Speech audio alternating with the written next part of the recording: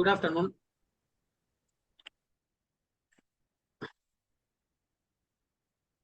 இந்த 20வது current affairs பாருங்க. Gig workers eShram enrolment must be stepped up. என்ன சொல்றாங்க? கிக் தொழிலாளர்களின் இ-ஷ்ராம் சேர்க்கை அதிகரிக்கப்பட வேண்டும் அப்படின்ற ஒரு இது. முதல்ல கிக் தொழிலாளிகள்லாம் யார்? கிக் யார்? இந்த கிக் தொழிலாளிகள் கேள்விப்பட்டிருக்கீங்களா? கிக் கிக் ஒர்க்கர்ஸ் தமிழ்ல கிக் தான். கிக் தொழிலாளிகள். கிக் தொழிலாளிகள் அப்படின்றது யாருன்னா, இவங்கெல்லாம் தனிநபர்கள், இண்டிவிஜுவல்ஸ். யாரெல்லாம் ட்ரெடிஷ்னலா பாரம்பரியமாக செய்யப்படக்கூடிய வேலைகள், ட்ரெடிஷ்னல் ஃபுல் டைம் ரோல், முழு நேர தொழிலில் ஈடுபடுவதை விட, முழு நேர தொழிலாளிகளாக இருப்பதை விட, ஒரு தனிநபர் முழு நேர தொழிலாளியாக இருப்பதை விட ட்ரெடிஷ்னல் ஃபுல் டைம் விட டெம்பரரியா, தற்காலிகமா, சரிங்களா, பிளெக்சிபிளா, சரியா, அவர்களுக்கு ஏற்றாறு போன்ற தொழில்களில் ஈடுபடும் தனிநபர்களை நம்ம கிக் தொழிலாளிகள்னு சொல்றோம். who are all gig employers? இப்போ ட்ரெடிஷ்னலா ஒரு வேலைக்கு போகணும் அப்படின்னா 9 to 5, காலைல 9 மணிக்கு ஆரம்பிச்சு 9 to 5 அப்படின்னு தான் போகணும். சரி, வாரத்துல ஒரு நாள் லீவு, சரியா, இவ்வளவு சம்பளம். எப்படி சம்பளம் கொடுப்பான்? மந்த்லி சேலரி கொடுப்பான். ட்ரெடிஷ்னல் ஃபுல் டைம் ரோல்னா தானே, மாச சம்பளம் இருக்கும், காலைல 9 to 5, லீவ் அப்படின்றது இருக்கும். இதெல்லாம் ட்ரெடிஷ்னல். இதுக்கு பதிலாக எங்க இருக்கிறது என்ன? அண்ட் அதே மாதிரி ஒர்க் அக்ரிமெண்ட்ஸ் இருக்கும். சரி, வேலையை விட்டு நிப்பாட்டணும் அப்படின்னா இந்த மாதிரி 3 மாசம் சம்பளத்தை கொடுக்கணும், 3 மாசம் முன்னாடியே சொல்லணும். ஒர்க் அக்ரிமெண்ட்ஸ்ன்றது இருக்கும். சரியா, சில ஒர்க் டென்யூர் இருக்கும். கம்பல்சரி ஒன்று வேலை செஞ்சீங்கன்னா 3 வருஷம் கம்பல்சரி வேலை செய்யணும் அப்படின்ற ஒர்க் டென்யூர்ஸ் இருக்கும். இதுதான் ட்ரெடிஷ்னல். இது நீங்க கேள்விப்பட்டது.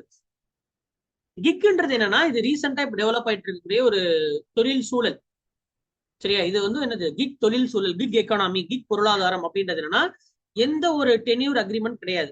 உனக்கு விருப்பம் இருந்தா நீ இன்னைக்கு டே 1ல ஜாயின் பண்ணி ஒர்க் செய்யலாம், இல்லையா நாளைக்கு டே 2ல நிப்பாட்டிக்கலாமா? நிப்பாட்டிக்கலாம்.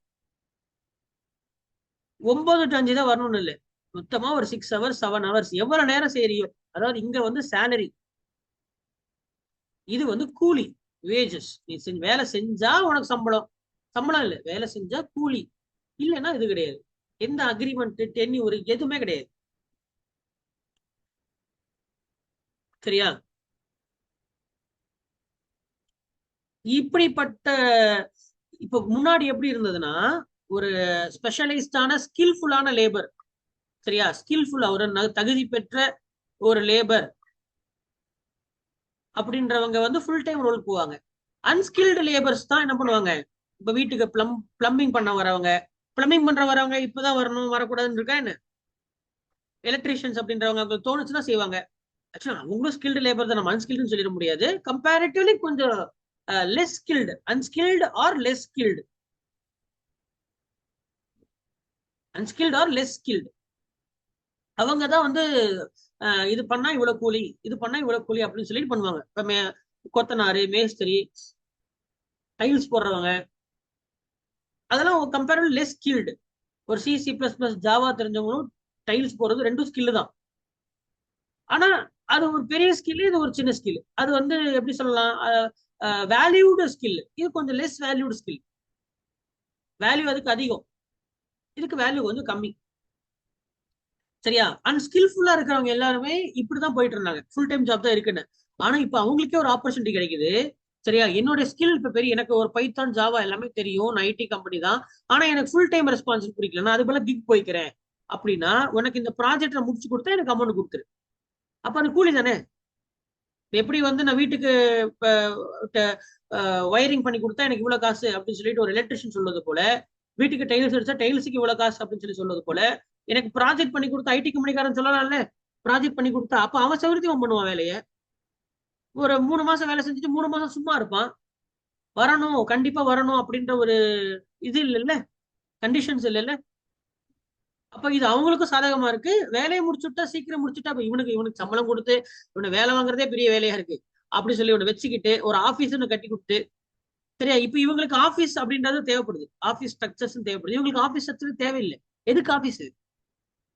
No office. அப்ப ஆபீஸ் இல்ல, ஆபீஸ் ஸ்ட்ரக்சர்ஸ் அழகழகா கண்ணாடி கண்ணாடி பில்டிங் எல்லாம் கட்டி விட்டு அவனுக்கு ஒரு கழுத்துல ஒரு சங்கிலி ஒன்று போட்டு விட்டு, ஐடி கார்டுன்னு ஒரு சங்கிலி போட்டு விட்டு, இவ்வளவு பேரை வேலை வச்சு இவங்களுக்கு கேஃபிட்டீரியான்னு ஒன்று வச்சு சோறு சாப்பிட்றதுக்கு வச்சு, அதுக்கப்புறம் இவனை கூட்டிட்டு போகன்னு கேப்னு ஒன்று வச்சு, அப்ப இவங்க ஒழுங்கா வேலை பார்க்கறவங்க சிசிடிவின்னு ஒன்று போட்டு, அப்புறம் அந்த கைரேகெல்லாம் நம்மளை செக் பண்ணி அப்படி இப்படின்னு நொட்டு பண்ணி அவன் வீட்டுல இருந்து பண்ணிட்டு போறான், வேலையே இல்லை. அப்ப இது எப்ப உருவாயிருக்கு இந்த கிக்கு தொழிலுங்கிறது? எதுக்கு எப்ப உருவாயிருக்கு அப்படின்னா, இப்போ இந்த ஆன்லைன் அப்படின்ற இந்த நெட்வொர்க்கிங் அப்படின்ற வந்ததுனாலதான் கிக் உருவாயிருக்கு. Just because of the online boom. Online boom அப்படின்ற அந்த ஒரு வந்ததுனாலதான் இது வந்திருக்கு. இது இல்லைன்னா அப்படி ட்ரெடிஷ்னல் இது இல்லை. அப்ப இங்க இருக்கக்கூடிய ஒரு பெரிய டெக்னிக்கலா ஒரு ஹேக்கிங் தெரிஞ்ச ஒரு நபர் ஏதோ அமெரிக்கால எங்கேயோ ஒரு மூலையில இருக்கக்கூடிய ஒரு பிரச்சனை இருக்கலாம், அந்த கூகுள் இருக்க பிரச்சனை சால்வ் பண்ணி கொடுப்பா. அப்படி பிரச்சனை கண்டுபிடிச்சேன்னா உனக்கு இவ்வளவு டாலர் கொடுக்குறேன் அப்படின்னு சொன்னா இங்கிருந்து அவன் டீல் பேசிக்கலாம். இப்போ முன்னாடி அன்ஸ்கில்டு தான் பண்ணிட்டு இருந்தாங்க, அன்ஸ்கில் ரெஸ்கில் பண்ணாங்க. இப்போ இந்த ஆன்லைன் பூம் வந்ததுனால ஸ்கில்ஃபுல் லேபர்ஸும் இதை சூஸ் பண்றாங்க. ஏன்னா ஒர்க் ஃப்ரீயா செஞ்சுக்க முடியும், டைம் கிடையாது, அக்ரிமெண்ட் டென்யூர் கிடையாது, அண்ட் காசுக்கு வேலைக்கேத்த காசு. இங்க வந்து நீங்க டைம் இஸ் ஈக்குவல் டு மணி. இங்க இங்க இங்க வந்து ஸ்கில் இஸ் ஈக்குவல் டு மணி. வேலை தெரிஞ்சாதான் பண்ண முடியும். சரியா? அப்போ இது வந்து பிசினஸ் கம்பெனி இதை சூஸ் பண்றான். ஏன்னா உங்களுக்கு ஒருத்தனை தேவையில்லாம ஒருத்தனை ஹையர் பண்ணி காலேஜ்லயே ஒருத்தனை பொறுக்கி கேம்பஸ்ன்னு சொல்லி அவனை அங்க ஆளை பொறுக்கி அவனுக்கு ஒரு 6 மாசம் 1 வருஷம் ட்ரைனிங்கை கொடுத்து கஷ்டப்பட்டு நம்ம அவனை ஆளாக்குவோம். சரியா? இவன் வந்து ஃபர்ஸ்ட் ஸ்டார்டிங்ல 4 லேக் 4 எல்பி எல்லாம் சேருவான். சரியா? 4 லட்சம், ஒரு வருஷத்துக்கு 4 லட்சம் ரூபாய் சம்பளம் அப்படின்னு சேருவான். ஒரு வருஷம் வேலை செய்வான். அடுத்து எனக்கு ப்ரொமோஷன் கொடுங்க, 5 எல்பிஏ கொடுங்கன்னு கேட்பான். கேட்கலையா? இப்ப நான் ஸ்கில் கத்துக்கிட்டேன்ல, வேற ஒரு கம்பெனி எனக்கு கொடுக்குதுன்னு சொல்லி அங்கிட்டு தவிடுவான். அங்கிட்டு போனதுக்கு அப்புறம் அடுத்து 6 எல்பிஏக்கு அங்கிட்டு தங்கிடுவான். என்ன நந்தினி, கரெக்ட் தானே? பண்றாங்களா இல்லையா? இவனுக்கு நம்ம கஷ்டப்பட்டு ட்ரைனிங் கம்பெனிக்காரனுடைய ஆஸ்பெக்ட்ல யோசிங்க. அதிக சம்பளம்னு சொல்லி கம்பெனி மாறிக்கிட்டு போயிட்டே இருப்பான். அப்ப இவனுக்கு ட்ரைனிங் கொடுத்தது யாரு? நானு. உனக்கு கேம்பஸ்ல இருந்து பொறுக்குனது யாரு? நானு. என்னாலதான் நீ அடுத்து இப்ப போற. அது அப்ப கம்பெனி மாறிட்டானா அவன் அங்க போயிடுவான். அவன் ஒரு வருஷம் கம்பெனி மாத்திட்டே போயிட்டு எனக்கு இப்ப பெருமையா 15 எல்பிஏ 20 எல்பிஏ தெரியுமா, எனக்கு வந்து எனக்கு ஃபாரின் அனுப்பியா, ஆன்சைட் அனுப்புனேன்னா நான் இங்க இருப்பேன். ஆன்சைட் அனுப்பலையா, சரி எந்த கம்பெனி ஆன்சைட் அனுப்புதோ அங்க அங்க நான் தவிக்கிறேன் அப்படின்னு சொல்லி தவிட்டே இருக்கிறான். ஆனா இது வந்து கம்பெனிக்கு சாதகமா இல்லை. ஆனா இப்ப ஸ்கில் இருக்கிறவன் அப்படின்னா காலேஜ் முடிச்சதுக்கு ஸ்கில்ல டெவலப் பண்ணு. நீ ஒரு வேலையை அழகா முடிச்சு கொடுப்பேன்றது தெரிஞ்சுட்டா உன் வீட்டுல இருந்தே பண்ண, பிரச்சனை கிடையாது. எனக்கு ஆபீஸ் செலவு இல்லை. சரியா? உன வந்து நிரந்தரமா வச்சு உனக்கு சம்பளம் கொடுக்கணும் அவசியம் கிடையாது. இனி வேலை ப்ராஜெக்ட் முடிச்சு கொடுத்தா உனக்கு காசு. அப்படின்ற பட்சத்துல அப்போ ஸ்கில் இருக்கிறவனா 10 பேரை பொறுக்கி வச்சுட்டா போதுமே. இப்போ 4 பேரை ஸ்கில் வச்ச நபர் இருந்தா சப்போஸ் இவன் இல்லைனாலும் இவன் செய்வான். எனக்கு வேலைக்கு தான் நான் கூலி தரேன், ஆளுக்கு கூலி தரல. ஆளுக்கு சம்பளம் தரது அப்படிங்கிறத விட வேலைக்கு கூலி தர. புரியுது உங்களுக்கு? சோ மார்க்கெட் எக்கானமி, உலகத்தில் இருக்கக்கூடிய எக்கானமி ஃபுல்லா சேலரி பேஸ்ட் பொருளாதாரத்துல இருந்து கிக் பேஸ்ட் பொருளாதாரத்தை நோக்கி நகருது. கம்பெனிஸ்க்கு இது பெஸ்டா தெரியுது, பொழைக்க தெரிஞ்சவனுக்கு இது பெஸ்டா தெரியுது. நல்லா பொழைக்க தெரிஞ்சவன். ஆனா இது யாருக்கு ஆப்பா இருக்கும்? யாருக்கு இது ஆப்பா இருக்கும்? எப்படியாவது ஏதோ ஒரு கம்பெனில வேலை பார்த்தல, கண்ணாடி பில்டிங்ல வேலை செய்யறது ரொம்ப பெருமை நினைச்சிட்டு அங்க போய் வேலை செய்யறவங்களுக்கு ஒரு பெரிய எப்படி கத்து கொடுத்துருவாங்க, நம்ம இங்க வேலை செஞ்சிடலாம் அப்படின்றவங்களுக்கு பெரிய ஆப்பா இருக்கும். அப்ப இங்க ஸ்கில் இருக்கிறவன் தான் பிழைப்பேன். ஏன்னா கம்பெனிக்கும் ஸ்கில் இருக்கிறவன் தான் தேவை. ஸ்கில் இவனை டெவலப் பண்ணி. சரியா? அதே மாதிரி இந்த காரணங்கள்னாலதான் ரீசெண்டா பாத்தீங்கன்னா நிறைய பேரை ரெசெஷன்னால தூக்கணும்ங்கிற அவசியம் இல்லை. யோசிச்சு பாருங்களேன், ரெசெஷனுங்க வேலையை விட்டு தூக்கிட்டாங்க அப்படின்றது தேவையில்லையே. வேலை நல்லா செய்யறோம், நல்லா செய்யுது பர்பஸ்ஃபுல்லா தூக்குவாங்க தெரியுமா கம்பெனில இருந்து. ரீசெண்டா நடந்து பாத்தீங்களா? ஜாப் லாஸ், சாக் பண்ணுவாங்க. சாக்கிங்னா வேலையை விட்டு தூக்குறது. ஜாப் லாஸ், சாக்கிங், இந்த பிரச்சனை எதுவுமே இருக்காது. பணம் இருக்குமா? என்ன புரியுதா? அவன் அவன் வேலையே இல்லையே இங்க. அவன் வந்து தொழிலாளி கிடையாது. இந்த தொழிலாளி முதலாளிங்கிற ரிலேஷனுக்கு பதிலா சரியா திறமசாலி பணம் படைத்தவன், இல்ல கம்பெனியால் திறமைசாலி, அப்படிதான். இன்னைக்கு வீடு கட்டுற டைல்ஸ் போடுவான், அப்புறம் நாளைக்கு வீடு கட்டி முடிச்சோன்னா அந்த டைல்ஸ் முடிஞ்சிருச்சு, அந்த வேலை முடிச்சு இன்னொரு வேற ஒருத்தர் டைல்ஸ் போறவனை பார்த்தா அவன் போயிட்டே இருப்பான். அப்ப ஒரு நபரால 10 கம்பெனில வேலை செய்ய முடியும். ஏன்னா அந்த ப்ராஜெக்ட் தான் எடுத்து செய்யறான். அப்போ உங்களுக்கு ஒரு சேலரிக்கு பதிலாக வேஜஸ் தான். அப்ப அவன் நினைச்சா 24 ஹவர்ஸ் அவன் ஒர்க் பண்றான், ஒர்க் பண்ணுவான். ஏன்னா அவன் ப்ராஜெக்ட்காக உடைக்கிறான். ஏன்னா சப்போஸ் 10 நாளுக்கு அந்த ப்ராஜெக்ட் வச்சுட்டு முடிக்கிறத விட 3 நாள்ல அந்த ப்ராஜெக்டை சீக்கிரம் முடிச்சா நம்ம அடுத்த ப்ராஜெக்ட் பார்க்கலாம், இன்னொரு காசு அப்படின்ட்டு ஓடுவான். அப்ப இவனுக்கு வேலையே சீக்கிரம் முடியுது. நீங்க வீடு கட்டும் போது பாத்தீங்கன்னா கான்ட்ராக்ட் தொழிலாளிக வந்து வேலையை சீக்கிரம் செய்வாங்க. அவர் பேஸ்ட் பண்ணி வச்சுங்களேன், ஒரு நாள் கூலி அப்படி பார்த்தா ஸ்லோவா செய்வாங்க.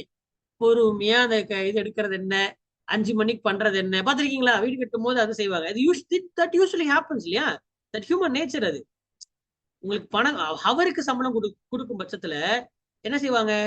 பொறுமையா வேலை செய்வான். ஏன்னா எவ்வளவு நேரம் பொறுமையா செய்ய உனக்கு காசு. இதே உனக்கு வந்து வீடு கட்டி முடி, இல்ல இந்த வேலை செஞ்சு முடி, உனக்கு இவ்வளவு அப்படின்னா அவன் உயிர் கொடுத்து வேலை செஞ்சு சீக்கிரம் முடிப்பான். ஏன்னா அடுத்த ப்ராஜெக்ட் பார்க்கணும்ல.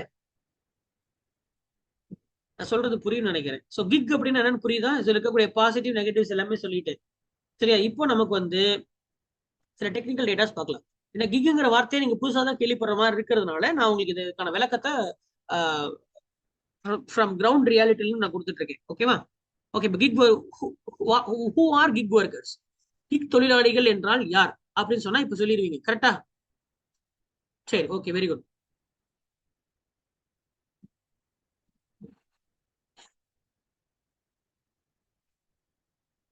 ஸோ இப்போ கிக் பொருளாதாரம்ங்கிறது ரேபிட் growth ஆகுது. Rapid growth. World is moving towards a gig economy. Gig பொருளாதாரத்தை நோக்கி உலகம் நகர்ந்து கொண்டு இருக்கிறது. சரிங்களா? Millions and millions of opportunities வந்து புதுசா டெவலப் ஆகுது. Millions and millions of opportunities வந்து என்ன ஆகுது? டெவலப் ஆகுது. இத மினிஸ்ட்ரி ஆஃப், இது எந்த அமைச்சத்து கீழே வரும்? லேபர் அண்ட் எம்ப்ளாய்மெண்ட் கீழே வருது. Labour and employment. இந்த அமைச்சகம் இந்த தொழிலை ரெக்கக்னைஸ் பண்ணிருக்கு. ஆமா, இதுவும் ஒரு தொழில் தான் அப்படின்னு ரெக்கக்னைஸ் பண்ணிருக்கு. சரிங்களா? இப்ப என்ன இதுல இது வந்து பாசிட்டிவ்ஸ் இல்லையா? நெகட்டிவ்ஸ் யோசிச்சு பாருங்களேன். நெகட்டிவ்ஸ் பார்க்கும்போது தொழிலாளிகளுக்கு முதன்மையான என்னன்னு பாத்தீங்கன்னா சோசியல் செக்யூரிட்டி கிடையாது. சோசியல் செக்யூரிட்டி இருக்காது. பிஎஃப், கிராட்டுவிட்டி, பென்ஷன், சரியா, house rent allowance, HRA, PF, gratuity, pension, house rent allowance, maternity leave, மாதிரி பெட்டர்னிட்டி லீவ் இருக்கா? மெட்டர்னிட்டி லீவ் மாதிரி பெட்டர்னிட்டி லீவ், சிக்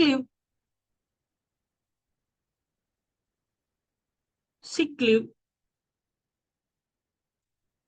இருக்கா? சிக் லீவ்லாம் இருக்குல்ல. எனக்கு மாசத்துக்கு சிக் லீவ் வந்து மாசத்துக்கு 2 சிக் லீவ் இருக்கு அப்படின்ட்டு பேர் தான் சிக் லீவ். ஆனா அது லீவா எடுத்துக்கலாம். உடம்பு சரியில்லைன்னா அது குணம் இருக்கா என்ன? தலைவலிக்குது சார், எந்த ஸ்கேன் ரிப்போர்ட்ல தலைவலி தெரியும் சொல்லுங்க? எந்த ஸ்கேன் ரிப்போர்ட்ல தலைவலி தெரியாது. அதனால தலைவலிக்குது, லீவ் போட்டுடலாம், அவ்வளவு சிக் லீவ். ஓகேவா? சோ இதெல்லாம் வந்து சோசியல் செக்யூரிட்டி. இதுதான் சமூக பாதுகாப்புன்னு சொல்றது. சரிங்களா? ஒரு வேலை செய்பவருடைய சோசியல் செக்யூரிட்டி அப்படின்ற ஸ்கீம்ஸ் வந்து நீங்க வந்து இப்போ ஆபீஸ்ல ஒர்க் பண்ணீங்கன்னா மட்டும்தான் நீங்க அதை இது பண்ண முடியும். சரியா? கம்பல்சரியா 100 பேர் கொண்ட, இல்ல ஒரு 10 பேர் கொண்ட தொழிலாளி கொண்ட ஒரு நிறுவனமா இருந்தா கம்பல்சரி உங்களுக்கு பிஎஃப் கொடுக்கணும். கம்பெனியா ஹவுஸ் ரெண்ட் அலவன்ஸ் கொடுக்கணும். கேப் அலவன்ஸ் இருக்கு, கேப் இருக்கு. எல்லாமே சோசியல் செக்யூரிட்டினா மொத்தத்துல ஒரு ஒரு தொழிலாளி கிட்ட நீங்க கொடுக்குற எல்லா சலுகைகளும் சோசியல் செக்யூரிட்டி தான். இந்த சலுகைகள் ஏதாவது கிக் எம்ப்ளாயிஸ்க்கு வருமா சொல்லுங்க அப்போ? இதுல எதுவுமே வராது. கரெக்ட்? அப்படிதானே? ஏன்னா ஏன்னா நீங்க ப்ராஜெக்ட் முடிச்சு கொடுத்தா காசு, அவ்வளவு ப்ராஜெக்ட் தான் காசு. அண்ட் இது எல்லாமே யாருக்கு லாபம்? கம்பெனிக்கு லாபம். ஆமாவா இல்லையா? அவனுக்கு செலவு மிச்சம், வேலையும் முடியுது, கம்மி காசுல முடியுது, சீக்கிரமா முடியுது. அதனால கம்பெனிக்கு லாபமா இருக்கிறனாலதான் கிக் தொழிலை நோக்கி நகர்ந்து கொண்டு போயிட்டு இருக்காங்க. சரிங்களா? இந்த சோசியல் செக்யூரிட்டி ஸ்கீம் வந்து இந்த கிக் இதுல இல்ல அப்படின்னு தெரிஞ்சுக்கேன்.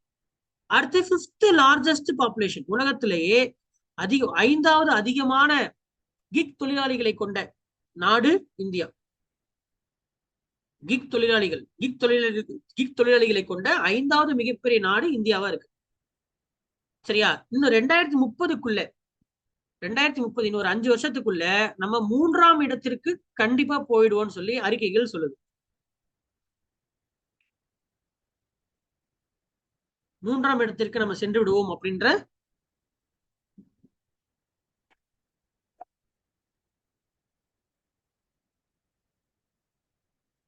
அறிக்கைகள் சொல்லுது. அப்ப பாசிட்டிவ்ஸ் என்ன? எம்ப்ளாயர்ஸ் பாசிட்டிவ் ரெண்டு சைடு இருக்கு. ஒன்னு தொழிலாளி சைடுல ஒரு பாசிட்டிவ் இருக்கு, முதலாளி சைடுல ஒரு பாசிட்டிவ். தொழிலாளி சைடுல என்ன பாசிட்டிவ்? உங்க விருப்பத்துக்கு வேலை பார்க்கலாம் எனி டைம். அப்போ உங்களுக்கு வந்து லீவ் எடுக்கணும் அப்படின்ற அது இருக்கு, லீவ் கேட்கணும் அப்படின்றதெல்லாம் இல்லை, எனி டைம் ஒர்க் பண்ணலாம். சரியா? ஜாப் ஃபிளெக்சிபிளா ஒர்க் பண்ணிக்கலாம், ஃபிளெக்சிபிளா ஒர்க் பண்ணிக்கலாம். சரிங்களா? எக்ஸ்ட்ரா மணி நிறைய சம்பாதிக்கலாம், எக்ஸ்ட்ரா மணி. ஏன்னா நீங்க எவ்வளவு வேலை செஞ்சாலுமே கம்பெனில உங்களுக்கு 20,000 சம்பளம் 20,000 தான் கொடுப்போம், அப்படிதானே? ப்ராஜெக்ட்டுக்கு வேலை செஞ்சீங்கன்னா நீங்க நிறைய வேலை பார்த்தா நிறைய காசு கிடைக்கும். கம்பெனில நிறைய வேலை பார்த்தா நிறைய காசு கிடைக்கும் இருக்கா என்ன? ப்ரமோஷன் தான் கிடைக்கும், அப்படிதானே? அப்புறம் இன்சென்டிவ்ஸ் அந்த மாதிரி தானே கொடுப்பாங்க. அப்ப எக்ஸ்ட்ரா மணி அப்படின்னு இருக்கு. Balancing career. சப்போஸ் நீங்க ஒரு 3 மாசம் நீங்க வேலையே பார்க்காம வீட்டை பார்த்துக்கணும் அப்படின்னு இருந்தா கூட பண்ணிக்க முடியும், பேலன்சிங் கரியர் பண்ணலாம். நெகட்டிவ் சொல்லுங்க. அண்ட் கம்பெனி சைடுல உங்களுக்கு பாசிட்டிவ் தெரிஞ்சுல, கம்பெனிக்கு எல்லாமே லாபம். உங்களுக்கு சோசியல் செக்யூரிட்டி கொடுக்க வேண்டாம், ஆஃபீஸ் ஸ்பேஸ் மெயின்டைன் பண்ண வேண்டாம். சரியா? அவனுக்கு கம்பெனி சைடுல எல்லாமே ப்ராஃபிட். நெகட்டிவ்ஸ் என்ன சொல்லுங்க? சார் சோசியல் கரெக்டான செக்யூரிட்டி டைம்ல எம்ப்ளாய்மெண்ட்ஸ் நல்ல ஸ்கில்டான எம்ப்ளாய்மெண்ட்ஸ் கிடைக்கல அப்படின்னாலும் கம்பெனி சைடுல கொஞ்சம் லாஸ் இருக்கும்ல சார்? எப்படி கிடைக்காம போவாங்க?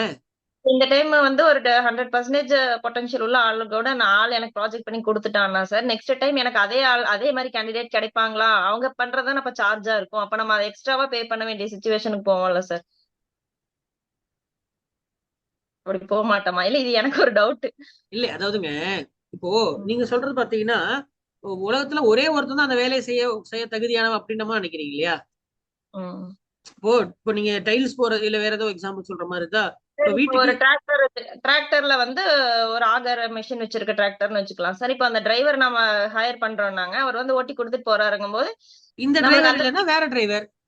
ம் அப்படி இருக்கிற பட்சத்துல இந்த டிரைவர் 500 கேட்கிறாருன்னா நீங்க ம் ஆட்டோமேட்டிக்கா இந்த டிரைவர் 400 கேட்கிறாரு, 400 வேலையும் முடியுது, சீக்கிரம் முடியுது, 400 தான் சூஸ் பண்ணுவீங்க. அப்ப ஆட்டோமேட்டிக்கா 500 அதிகமா கோட் பண்ற டிரைவருக்கு வேலை கிடைக்காது.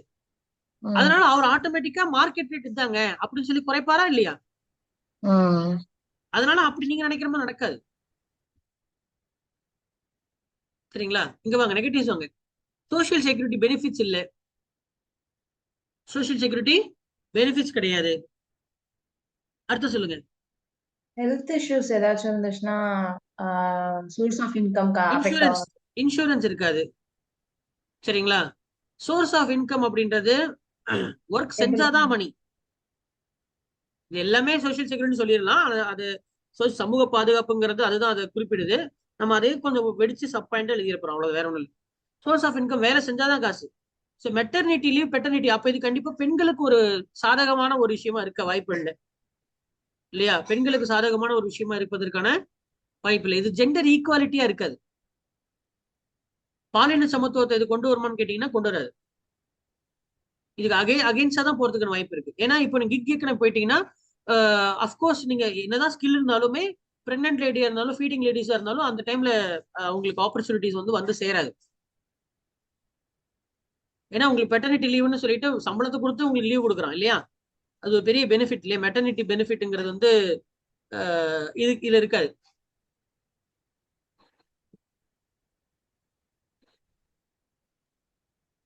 சரியா? இதுதான் நெகட்டிவ்ஸ். இப்போ இதுல எக்ஸாம்பிள் எக்ஸாம்பிள்ஸ் தேவை. சரிங்களா? இந்த ஊபர், ஓலா, சொமேட்டோ, ஸ்விக்கி, இது எல்லாமே பாத்தீங்கன்னா அவங்களும் கிட்டத்தட்ட 40,000 50,000 சம்பாதிக்கிறாங்க. சரிங்களா? ஆமாவா இல்லையா? ஆல்மோஸ்ட் 50,000 அப்படின்ற ஏர்ன் பண்றவங்களா இருக்காங்க. Those are all example of gig economy. Those are all example of gig economy. சரியா? அதே மாதிரி பிளாட்ஃபார்ம்ஸ் இருக்கு. அப்வொர்க், ஃப்ரீலான்சர், ஃபீவர், வரும் ஃபீவர். இந்த வெப்சைட்ல போயிட்டு நம்ம ஃப்ரீலான்சர்ஸை நம்ம தொலைக்கலாம், கிக் எம்ப்ளாயிஸை தொலைக்கலாம். எனக்கு இந்த வேலை முடியணும் அப்படின்னு சொல்லி கேட்டா அவங்க அதுல செல்ஃபா போட்டு வச்சிருப்பாங்க. நான் இவ்வளவு நேரம் பண்ணா எனக்கு இவ்வளவு அமௌண்ட் அப்படின்னு சொல்லி அவங்களே போட்டிருப்பாங்க. இப்போ உதாரணத்துக்கு எனக்கு ஒரு வெப்சைட் டிசைன் பண்ணணும் அப்படின்னு சொல்லி போட்டு வேணும்னு வச்சுக்கோங்களேன். வெப்சைட் டிசைன் பண்ணணும் அப்படின்னா ஒரு டிசைனர், ஓகேவா, இல்லைன்னா ஒரு HTML தெரிஞ்ச நபரா இருக்கட்டும், ஓகேவா, எனக்கு நான் 1 ஹவருக்கு நான் 800 சார்ஜ் பண்றேன் இன்னொருத்தன் போட்டிருப்பான் அதே 1 ஹவருக்கு 300 சார்ஜ் பண்றேன் அப்படின்னு போட்டிருப்பான். சரியா, அவனோட எக்ஸ்பீரியன்ஸ் கீழே போட்டிருப்பான். நம்ம 2 பேர்த்தையும் பேசிட்டு 300 ரூபாய்க்கு அவன் குவாலிட்டியா கொடுக்குறான்னா இவனே சூஸ் பண்ணிக்கலாம். இல்ல 800 ரூபாய்க்கு அவன் ஒர்த்தா இருக்கானா 800 சூஸ் பண்ணிக்கலாம். வேலையை பர்ஃபெக்டா செஞ்சு கொடுத்துருவான்.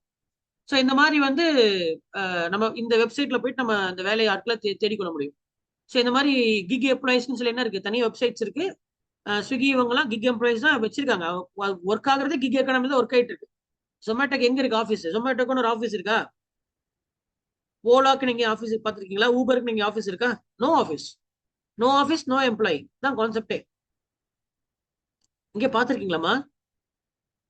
ஒரு ஊர்ல ஜொமேட்டோ இருக்குன்னா ஒரு ரீஜனல் ஆஃபீஸ், அப்படியே ஒரு ஆஃபீஸ் தான், சின்ன ஒரு பொட்டி கிடையாட்டம் தான் போதும் இல்லையா? 100 பேர் உட்கார வைக்கணும், ஒரு ரவுண்ட் டேபிள் மீட்டிங் அப்படிலாம் எதுவுமே தேவையில்லை. ஆமாவா இல்லையா?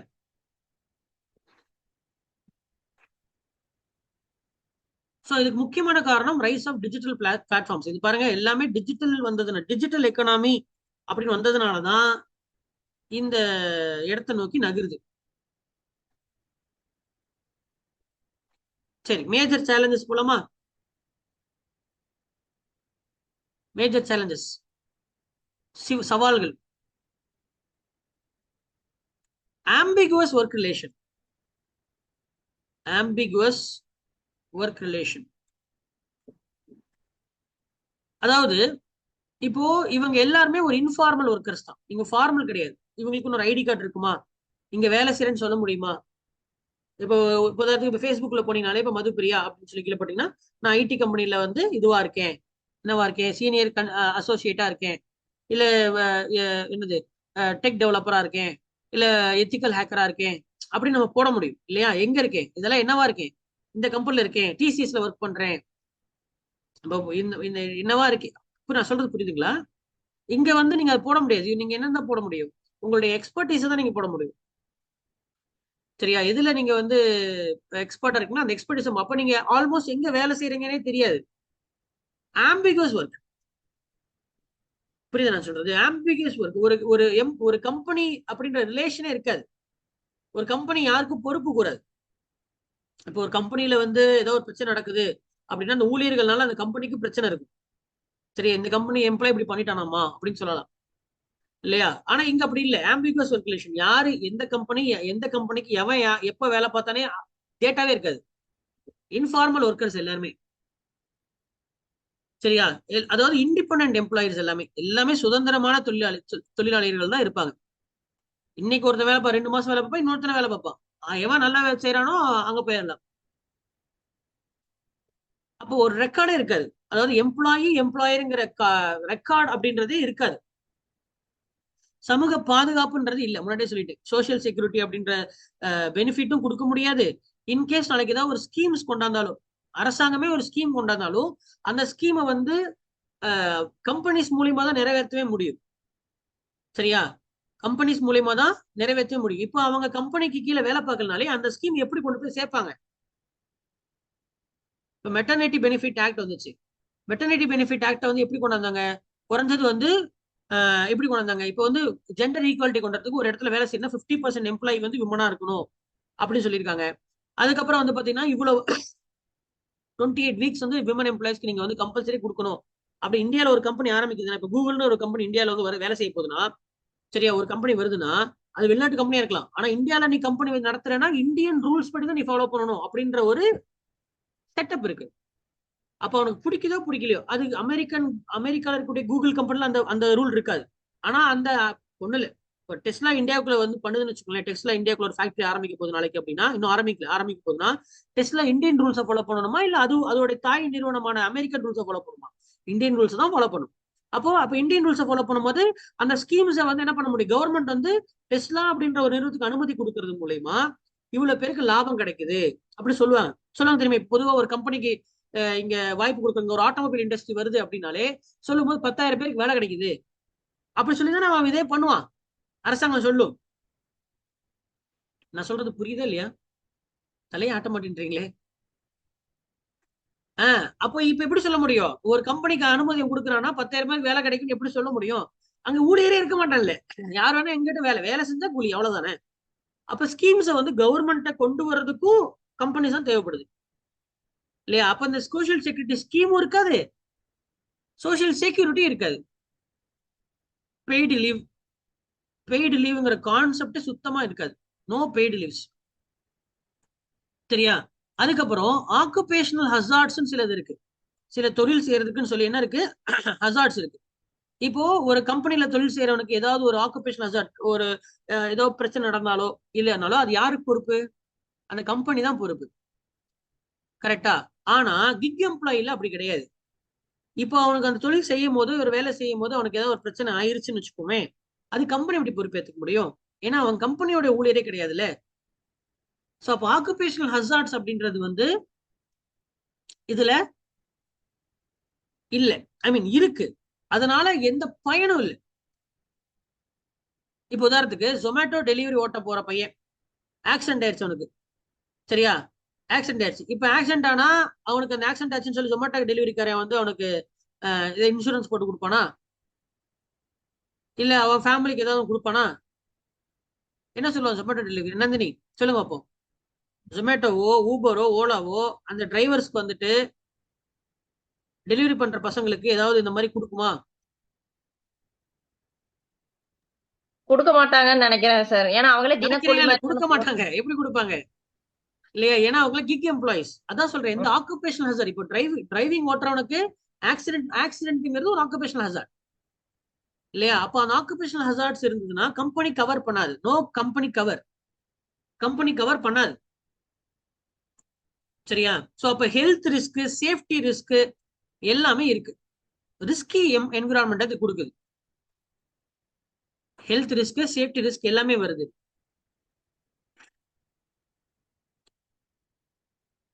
சரி, அடுத்தது பாத்தீங்கன்னா இன்கம் இன்செக்யூரிட்டி, வருமானமின்மை அப்படின்றது, வருமான பாதுகாப்பு அப்படின்றது இங்க இருக்காது.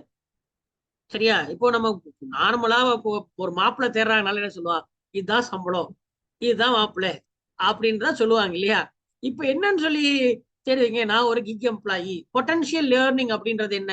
எப்படி சொல்லலாம், ஒரு சில நேரத்துல அவன் 3 லட்சமும் சம்பாதிக்கலாம், 3 எல்பியாவும் இருக்கும், 30 எல்பியாவும் இருக்கும். சரியா? நம்ம ஊர்ல மாப்பிள்ளைக்கு இப்போ பொண்ணு கொடுக்குறாங்கனாலே நிரந்தர வருமானம் இருந்தாதான் கொடுப்பாங்க. இல்லையா? நம்ம ஊர் மட்டும் இல்ல, உலகம் ஃபுல்லா இதுதான் இது. அப்ப நிரந்தர வருமானம்ங்கிறது இதுல கிடையாது இல்லையா? Kick employee. நான் சொல்றது புரியும் நினைக்கிறேன் இல்லையா? சோ எதுனாலுமே அந்த வருமானத்தை வச்சுதான் அவருடைய சமூக அந்தஸ்து. சரியா? திருமணம். ஏன் நீங்க லோன் வாங்குறீங்கன்னா தானே, லோன் வாங்குறீங்கன்னா என்ன சொல்லுவாங்க, தம்பி எவ்வளவு சம்பாத்தியம் அப்படின்னு சொல்லி லோனே கொடுப்பான். இன்கம் டாக்ஸ் எவ்வளவு கட்டுறீங்க, எவ்வளவு சம்பளம் அப்படின்னு வச்சு தான் பேங்க் லோனே கொடுப்பான். அப்ப அதுவும் இது அடிபடுதல் இல்லையா? ஒரு வருஷம் நீங்க இன்கம் கம்மியா இருக்கும், இங்க இன்கம் அதிகமா இருக்கும். ஸோ அப்ப அந்த சோஷியல் ஸ்டேட்டஸ் அப்படின்றது சேலரி பேஸ் பண்ண ஸ்டேட்டஸ் தான் நம்ம இன்னும் இருக்கு. அதனால இப்படிதான் இருக்கணும். கிக் நம்ம தப்புன்னு சொல்லக்கூடாது, சரின்னு சொல்லக்கூடாது. It's an evolving platform. அதனால நீங்க எப்பயுமே எப்பயுமே இதுக்குன்னு மட்டும் இல்ல, எப்பயுமே நீங்க பேட் ஸ்டாண்டா குட் ஸ்டாண்டா எடுக்கக்கூடாது. நீங்க பேட் பாயிண்ட்ஸ் அண்ட் குட் பாயிண்ட்ஸை எழுதணும். நீங்க நீயா நானாக்கு வரல, எது சரி எது தப்புன்னு இல்ல, கருத்துக்களை பதிவு பண்றதோட உங்களுடைய வச்சுக்கணும். உங்க opinions does not matter here. உங்களுக்கு குட்ல 4 பாயிண்ட் வேணும், பேட்ல 4 பாயிண்ட் வேணும், கன்க்ளூஷன் கொண்டு வேணும், இன்ட்ரோக்கு 2 லைன் வேணும், இதுதான் உங்களுக்கு வேணும். சரியா? கருத்து, உங்க கருத்து அவன் கேட்பான், உங்கள் கருத்து என்னன்னு கேட்பான். அப்படி கேட்கறான்னா உங்க கருத்தெல்லாம் சொல்லக்கூடாது. நீங்க உங்க கருத்தை சொல்லவே கூடாது. இங்க தேவை பாயிண்ட்ஸ் தான். ஓகேவா? எப்பவுமே பேலன்ஸ்டு வியூ தான் எடுக்கணும். நல்லா ஞாபகம் வச்சுக்கணும். You are an officer, you should not take stand. சரியா? அப்படி ஸ்டாண்ட் எடுத்தீங்கன்னா மொராலிட்டி பேஸ் பண்ண ஸ்டாண்டா இருக்கணும். சரியா? மொராலிட்டி அண்ட் யூட்டிலிட்டேரியன் ஸ்டாண்டா இருக்கணும். நல்ல, அதெல்லாம் என்னன்றது அப்புறம் சொல்றேன். இப்ப இந்த டாபிக் முடிச்சிடலாம். அப்ப இன்கம் இன்செக்யூரிட்டி அப்படின்றது இருக்கும். சரியா? எக்ஸ்பிளாய்டேஷன், சுரண்டலுக்கு உட்படுத்தலாம். தொழிலாளர்கள் வந்து சுரண்டலுக்கு உட்படுத்தலாம். இருந்தா வேலை செய்ய, இல்லைன்னா போ அப்படின்னு சொல்லலாம். ஓகேவா?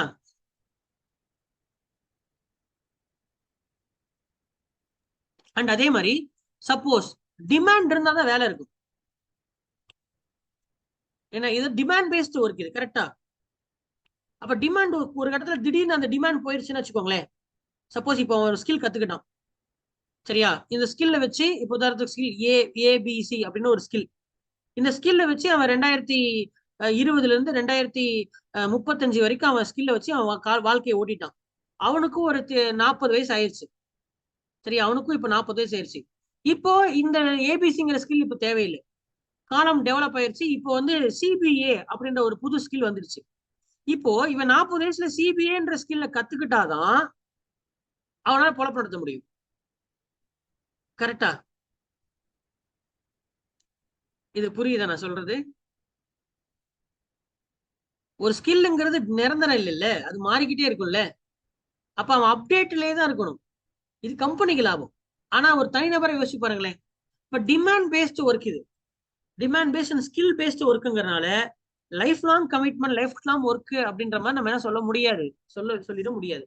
ஸோ அப்போ ஃபிளக்சுவேஷன் இருக்கும், ஃபிளக்சுவேஷன் இருக்கும், மேல கீழே அப்படின்ற ஃபிளக்சுவேஷன் இருக்கும். சரியா?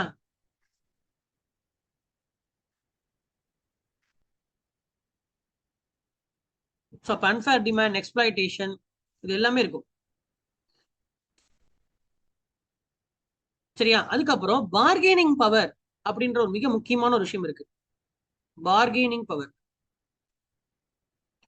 இப்போ ஒரு தொழிற்சாலையில தொழிலாளிகள் வந்து தொழிற்சாலை, சரியா, லேபர்ஸ் எல்லாமே என்ன பண்றாங்க?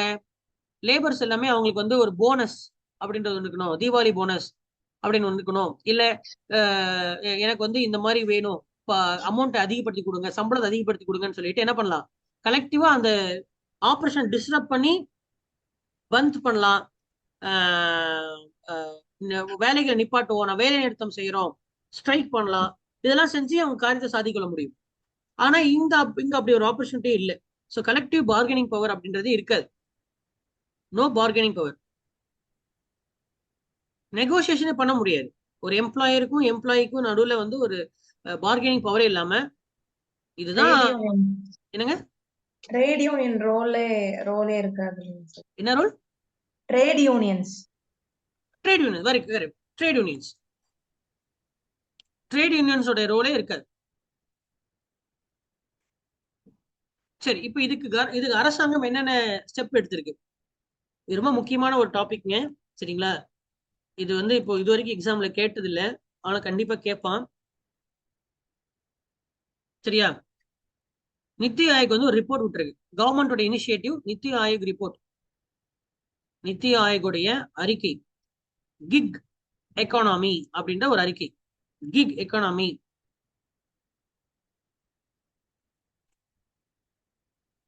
ஸோ இந்த ரிப்போர்ட்ல வந்து சோசியல் செக்யூரிட்டியை கொண்டு வரணும், கிக் எம்ப்ளாயிஸ்க்கு வந்து சோசியல் செக்யூரிட்டியை கொண்டு வரணும் அப்படின்னு சொல்லுது. அதுக்கப்புறம் டேட்டா கலெக்ஷன், யார் அப்படி வேலை செய்யறாங்கிற டேட்டாவை கலெக்ட் பண்ணி வைங்க அப்படின்றத சஜஸ்ட் பண்ணுது. அப்புறம் தான் இப்போ இந்த சொல்லப்பட்டிருக்க கரண்ட் அஃபேர்ஸ், அதாவது இ-ஷ்ராம் போர்ட்டல். இ-ஷ்ராம் அப்படின்றது வந்து இ-ஷ்ராம் போர்ட்டல் அப்படின்றது ஒரு நேஷனல் டேட்டாபேஸ், தேசிய தகவல் மையமா இருக்கு. தேசிய தகவல் மையமா இருக்கு, டேட்டாபேஸ். எதுக்கு? இந்த மாதிரி அன்ஆர்கனைஸ்ட் செக்டர்ஸ், அன்ஆர்கனைஸ்டு ஒர்க்கர்ஸ், சரிங்களா? அன்ஆர்கனைஸ்டு செக்டர்ஸ் எல்லாமே இங்க பதிவு பண்ணிக்கலாம். கிக் எம்ப்ளாயீஸ், அன்ஆர்கனைஸ்டு ஒர்க்கர், அமைப்பு சாரா, தமிழ்ல வந்து அமைப்பு சாரா தொழிலாளிகளுடைய தரவுகள் வந்து இ-ஷ்ராம் போர்ட்டல்ல இருக்கும். அடுத்து பிரதான் மந்திரி ஸ்ராம் யோகி மான்தான் ஸ்கீம் பேர் ஞாபகம் வச்சுக்க. பிரதான் மந்திரி ஸ்ராம் யோகி மான்தான். இது என்ன? இது வந்து ஒரு pension scheme for unorganised sectors. அமைப்பு சாரா தொழிலாளிகளுக்கான ஓய்வூதிய திட்டம், PM ஸ்ராம் யோகி மான்தான். PM ஸ்ராம் யோகி மான்தான். அதுக்கு அடுத்தது Pradhan Mantri Jeevan Jyoti Bima Yojana. Jeevan Jyoti Bima life insurance scheme. இது யார வேணா எடுத்துக்கலாம், அன்ஆர்கனைஸ்ட் செக்டர். அப்போ கம்பெனி தரது இல்ல, ஆனா அது கூட அரசாங்கம் கொடுத்துச்சு, அந்த பிரச்சனை சால்வ் ஆயிரும்ல. Social security, life insurance, pension, national pension ஸ்கீம்லாம் இருக்கு. NPS ஸ்கீம் 18 வயசு ஆச்சுன்னா யார் வேணா போட ஆரம்பிச்சிடலாம். நீங்க கவர்மெண்ட் எம்ப்ளாயிஸ்க்கு பென்ஷன் இல்லை, ஆனா NPS ஸ்கீம் போட ஆரம்பிச்சீங்கன்னா உங்களுக்கு வந்து என்ன இருக்கும்? 60 வயசுக்கு அப்புறம் பென்ஷன் இருக்கு. இதெல்லாம் மார்க்கெட் பேஸ்ட், சந்தை அடிப்படையிலான ஓய்வூதிய திட்டங்கள்.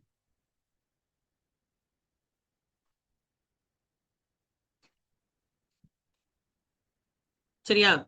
இன்னும் வேற என்ன பண்ணலாம்? இந்த மாதிரி போர்ட்டல்ஸ் எல்லாம் போடுறது மட்டும் இல்லாம ஒரு ட்ரைபார்டேட் அக்ரிமெண்ட் அப்படின்னு கொண்டு வரலாம்.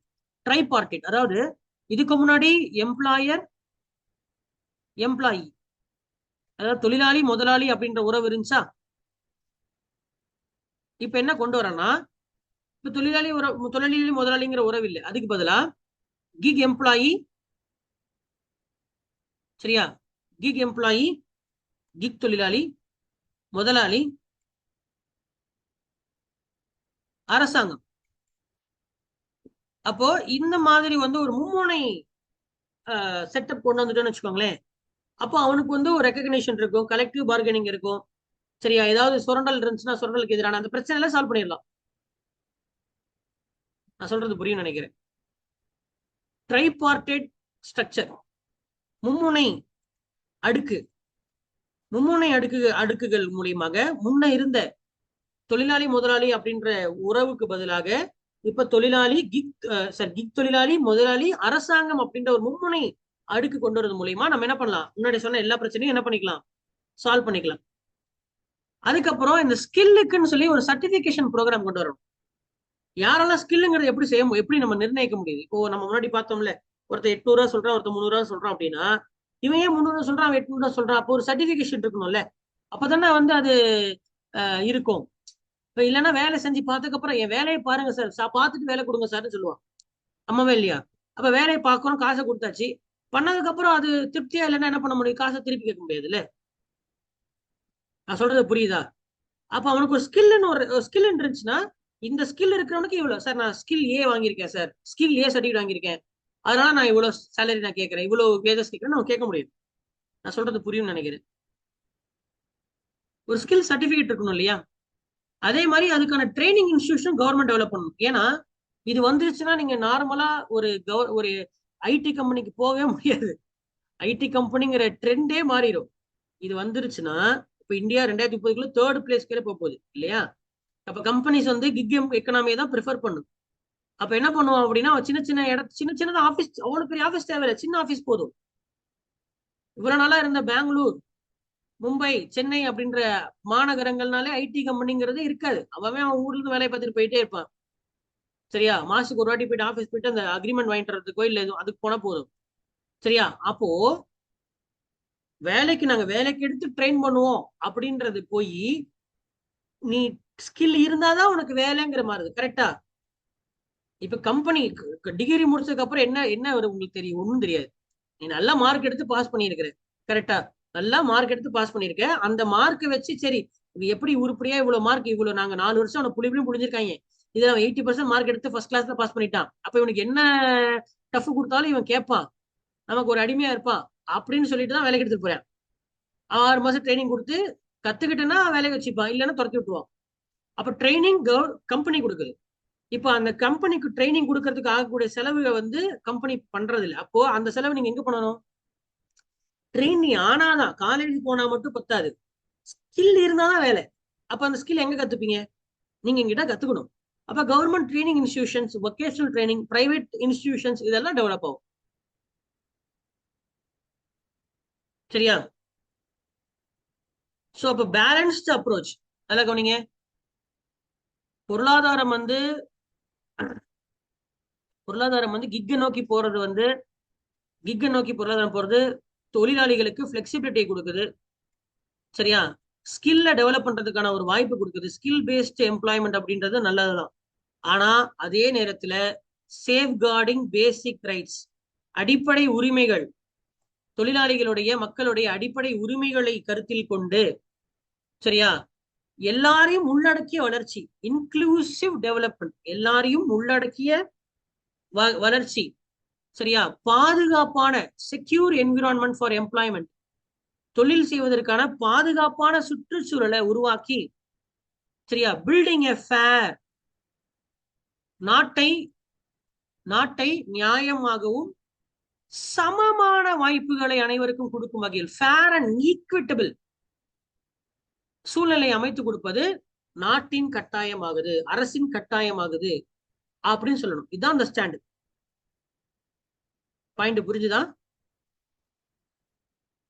கிக் தொழில்துவத்துடைய பிளெக்சிபிலிட்டி, திறன் அடிப்படையிலான தொழில், இது எல்லாத்தையும் பிளஸ்ஸா இருந்தாலும் தனிநபருடைய அடிப்படை உரிமைகள் கருத்தில் கொண்டு பாதுகாக்கணும். அப்புறம் உள்ளடக்கிய வளர்ச்சி. உள்ளடக்கியனா எல்லாரையும் உள்ளடக்கி, எவரோ ஒரு செக்ட் ஆஃப் பீப்புள் மட்டும் லாபம் அடையாது பிரச்சனை இல்லை. இப்ப பாருங்க, இதுல பெண்களை உள்ளடக்கல. இன்க்ளூசிவ் டெவலப்மெண்ட் அப்படின்றது பெண்கள் உள்ளடக்கல. சரியா? அது ஏன் கம்பெனி தான் கொடுக்கணும்னு இருக்கு? ஒரு பெண் தொழிலாளியா இருந்தா ரெகக்னைசேஷன் தான் அது கவர்மெண்டே கொடுத்துட்டு போகுது. நான் சொல்றது புரியுதா? இன்க்ளூசிவ் டெவலப்மெண்ட், பாதுகாப்பான தொழில் சூழல் இருக்கணும். பாதுகாப்பான தொழில், செக்யூர் என்விரான்மெண்ட் இருக்கணும் ஃபார் எம்ப்ளாய்மெண்ட். இது மூலயமா ஃபேர் அண்ட் ஈக்விட்டபிள் சிஸ்டம், நியாயமான சமமான வேலை சூழ்நிலையை வந்து மக்களுக்கு உருவாக்கி கொடுக்கறது மூலியமா நம்ம இந்த பிரச்சனையை சால்வ் பண்ணலாம். எவ்வளவு அழகா இருக்கு இல்லையா? இந்த பாயிண்ட்ஸ் எல்லாத்தையும் நீங்க என்ன பண்ணணும்? ப்ராப்பரா மூவ் பண்ணணும். நான் மறுபடியும் சொல்றேன், கதையை கவனிச்சுட்டு பாயிண்ட் விட்டுறக்கூடாது. சரியா?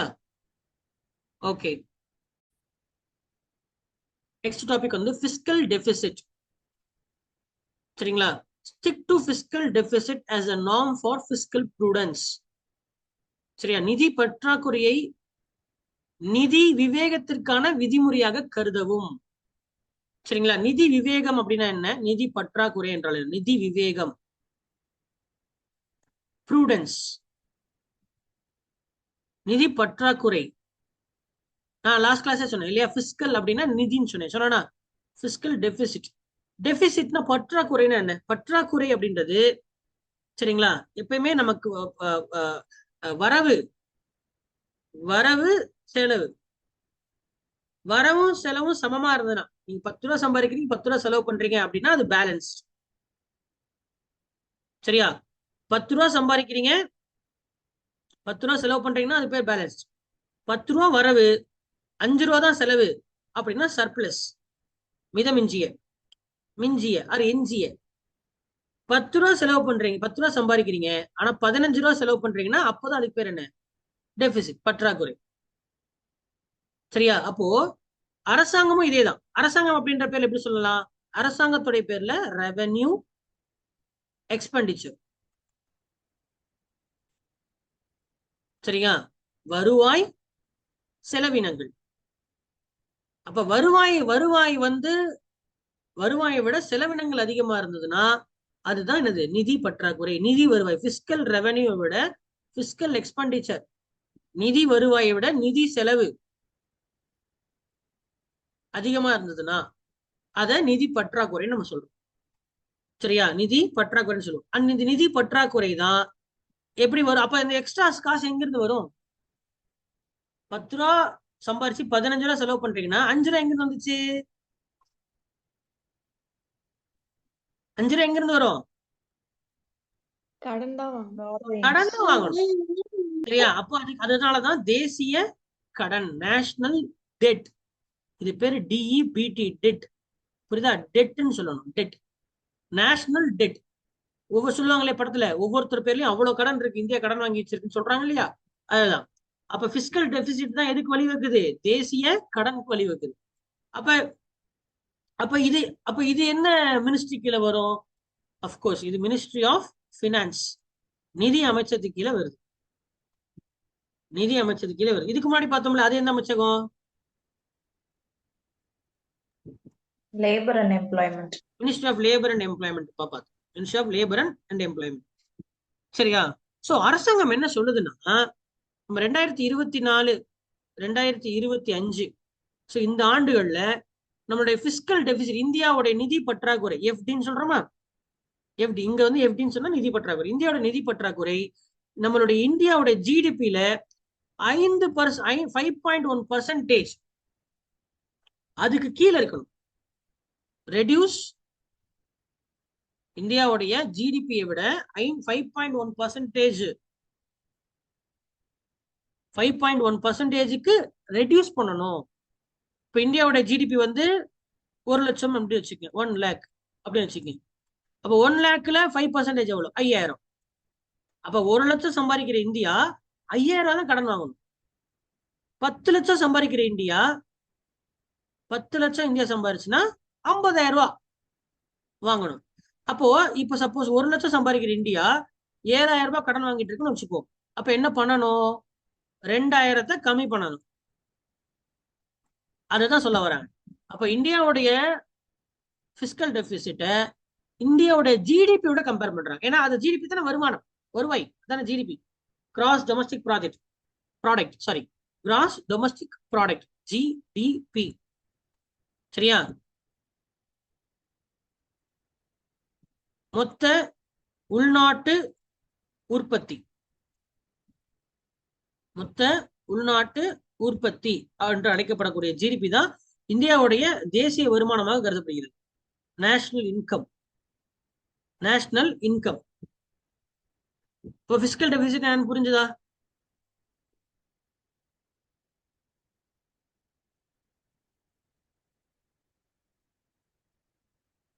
இதுக்கு எதாவது புரியலாம் சொல்லுங்க.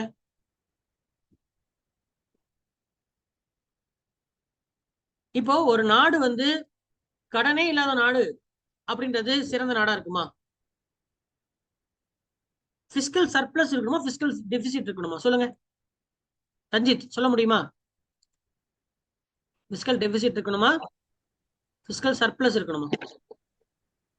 நிதி, எஞ்சிய நிதி இருக்கணுமா, பற்றாக்குறையான நிதி இருக்கணுமா? என்ன தம்பி? இல்ல சார், இப்போ இப்போ கண்டிப்பா வளர்ந்துகிட்டு இருக்குன்னா பற்றாக்குறை தான் சார் இருக்கு. வளர்ந்த நாடுகள்கிட்ட எஞ்சிய நிதி இருக்கும். ஓ, அப்படி சொல்ல வரீங்க. அப்ப எந்த நாடு வளர்ந்துருக்கோ, இப்ப அமெரிக்கா போன்ற நாடுகள்ல வந்து சர்ப்ளஸ் இருக்கும் அப்படின்ற. அப்படி என்ன பார்வதி, நீங்க என்ன சொல்றீங்க? காயத்ரி, பார்வதி சொல்லுங்க. அமெரிக்கா, ஐரோப்பா போன்ற நாடுகள்ல எஞ்சிய நிதி இருக்கும், அவங்க பற்றாக்குறை வச்சிருக்க மாட்டாங்க, கடன் வாங்க மாட்டாங்க அப்படின்றீங்களா? ரஞ்சித் தான் சொல்றாங்க. இல்ல சார், அமெரிக்கா தானேங்க சார் உலகத்திலே அதிகமா கடன் வாங்கின நாடுன்னு சொல்றீங்களா? ஒரு நாடு வளரணும்னா, சரியா, ஒரு நாடு வளரணும்னா கடன் வாங்கணும். கடன் நல்லது, நல்லா கவனிங்க. பொருளாதாரத்துல கடன் எப்பவுமே நல்லதுதான். சரியா? மிடில் கிளாஸுக்கு தான் கடன் கெட்டது. ஓகேவா? மிடில் கிளாஸுக்கு தான் கெட்டது. எல்லாருமே பணம் இருந்து கடன் வாங்குவாங்க. கடன் அப்படின்றதுக்கு because credit is tax free. நீங்க ஒரு 10 லட்ச ரூபா கடன் வாங்குறீங்கன்னா, அந்த 10 லட்ச ரூபா உங்க அக்கௌண்ட்ல விழுந்ததுன்னா அதுக்கு நீங்க டாக்ஸ் கட்ட வேண்டாம். அதே 10 லட்ச ரூபா வருமானமா இருந்தா அதுக்கு 30% டாக்ஸ் கட்டணும். சரியா? அதனால காசை வச்சுக்கிட்டே என்ன பண்ணுவான், ஒருத்தர் கடன் தான் வாங்கி செய்வான். நான் சொல்றது புரியுதா? அதனால கடன் நல்லது.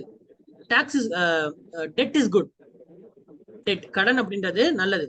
அரசாங்கத்துக்கும் அது நல்லது. சரியா? அரசாங்கம் சேமிச்சு என்ன பண்ண வர, ஒரு நாடு இந்தியா அப்படின்ற நாடு, இந்த வாட்டி வந்து 10 லட்சம் கோடி நான் சேமிச்சுட்டேன், 10 லட்சம் கோடி நான் சேமிச்சு எந்த கோட்டை பிடிக்க போற? இப்போ ரஞ்சித் வந்து 10,000 ரூபாய் சம்பாதிக்கிறாரு. 10,000 ரூபாய் சம்பாரிச்சு, அப்பா 5,000 ரூபாய் தான் செலவு பண்ணிருக்கேன், 5,000 நான் செலவு பண்ணல, மிச்சம் பண்ணிட்டேன், 5,000 மிச்சம் பண்ணிட்டேன் அப்படின்னா ஒரு பெருமையா நினைப்பார் ரஞ்சித். கரெக்டா? என்ன ரஞ்சித்? மிச்சம் 5,000 மிச்சம் பண்ணிட்டீங்க, 5,000 10,000 சம்பாரிச்சு 5,000 செலவு பண்ணி 5,000 மிச்சம் பண்ணிட்டீங்கன்னா நீங்க பெருமையா நினைப்பீங்க. இப்ப இந்தியா யோசிச்சு பாருங்க. இந்தியா வந்து 10 லட்சம் கோடி ரூபாய், அப்பா இந்த வாட்டி 10 லட்சம் கோடி நான் மிச்சம் பண்ணிட்டேன் அப்படின்னு பெருமையா நினைச்சா அது ஒரு பெருமையா? அந்த 10 லட்சம் கோடி ரூபாய் நீ மக்களுக்கு செலவு பண்ணு, கடன் வாங்கியாவது மக்களுக்கு செலவு பண்ணு. அதுதான் நல்ல நாடு. வெல்ஃபேர் ஸ்கீம்ஸை பண்ணணும்னா, சரியா, வெல்ஃபேர் நேஷனா இருக்கு, மக்கள் நலன் விரும்பும் அரசாங்கமா இருந்ததுன்னா அண்டு இதை செய்துதான் ஆகணும். அதுவும் புதிய பொருளாதாரத்தின் தந்தை யாரு? ஜே.எம். கீன்ஸ். புதிய பொருளாதாரத்தின் தந்தையான J M. Keynes, father of macroeconomics என்ன சஜஸ்ட் பண்றாரு? பொருளாதாரத்துல அரசாங்கம் தலையிடணும். Government should intervene. சரியா? Government should intervene. And deficit budget, பற்றாக்குறை நிதி, டெபிசிட் பட்ஜெட் அப்படின்றது தான் குட் பட்ஜெட். கடன் வாங்குறது, கடன் வாங்கி செலவு பண்ணுன்னு சொல்றாரு, அப்பதான் நாடு வளரும்ன்றாரு. சரியா? ஆக்சுவலா சொல்ல போனா அமெரிக்காவுடைய கடன் எவ்வளவு தெரியுங்களா? அமெரிக்காவுடைய கடன் அப்படின்றது அமெரிக்காவால கட்டவே முடியாது. அந்த அளவு கடன் வாங்கி வச்சிருக்கு. யுஎஸ்ஏவோட டெட்டை பாருங்க.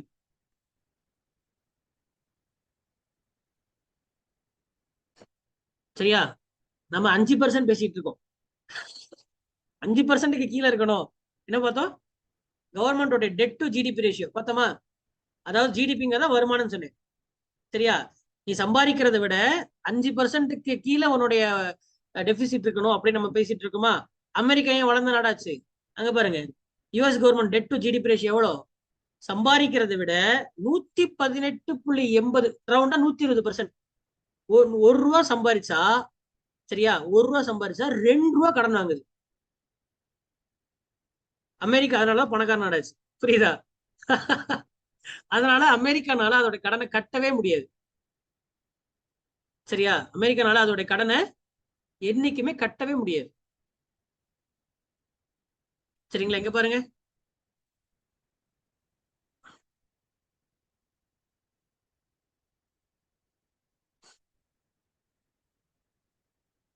அது ஒரு காமெடி வரும்ல, நான்லாம் ஃபிளைட்ல போகும்போது டிக்கெட் எடுக்க மாட்டேன் தெரியுமா அப்படிம்பாரு. எப்படி எப்படி எப்படி எப்படி ஒன்னா என்ன டிக்கெட் எடுக்கலாம், ஃபிளைட்ல இருந்து பாதியில இறக்கி விட மாட்டான்ல அப்படின்னு சொல்லுவாங்கல்ல. புனேஷ் அந்த காமெடி பார்த்திருக்கீங்களா? டிக்கெட் ஃபிளைட்ல பஸ்ல எடுக்கலாம், இறக்கி விட்டுருவான். ஃபிளைட்ல போனா எப்படி இறக்கி விடுவான் அப்படின்னு சொல்லுவாங்க. அந்த மாதிரி நீங்க கடன் கட்டலைன்னா உங்களோட வீடு நிலத்தை காரை பிடிக்கிட்டு போயிடுவான். சரியா? ஆனா நாடு எப்படி பண்ணும்? நாடு கடன் கட்டலைன்னா நாடை ஜப்தி பண்ண முடியுமா? கடன் வாங்கினவன் நாடை ஜப்தி பண்ணுவானா? என்ன ரஞ்சித்? கடன் கட்டல அதனால நாடை ஜப்தி பண்ண பண்ண முடியுமா? மாட்டேன். செய்ய முடியாதுல்ல. அந்த மாதிரி. சரிங்களா? அந்த மாதிரி இங்க பாருங்க, கோவிட் டைம்ல என்ன பண்ணிருக்கு பாருங்க.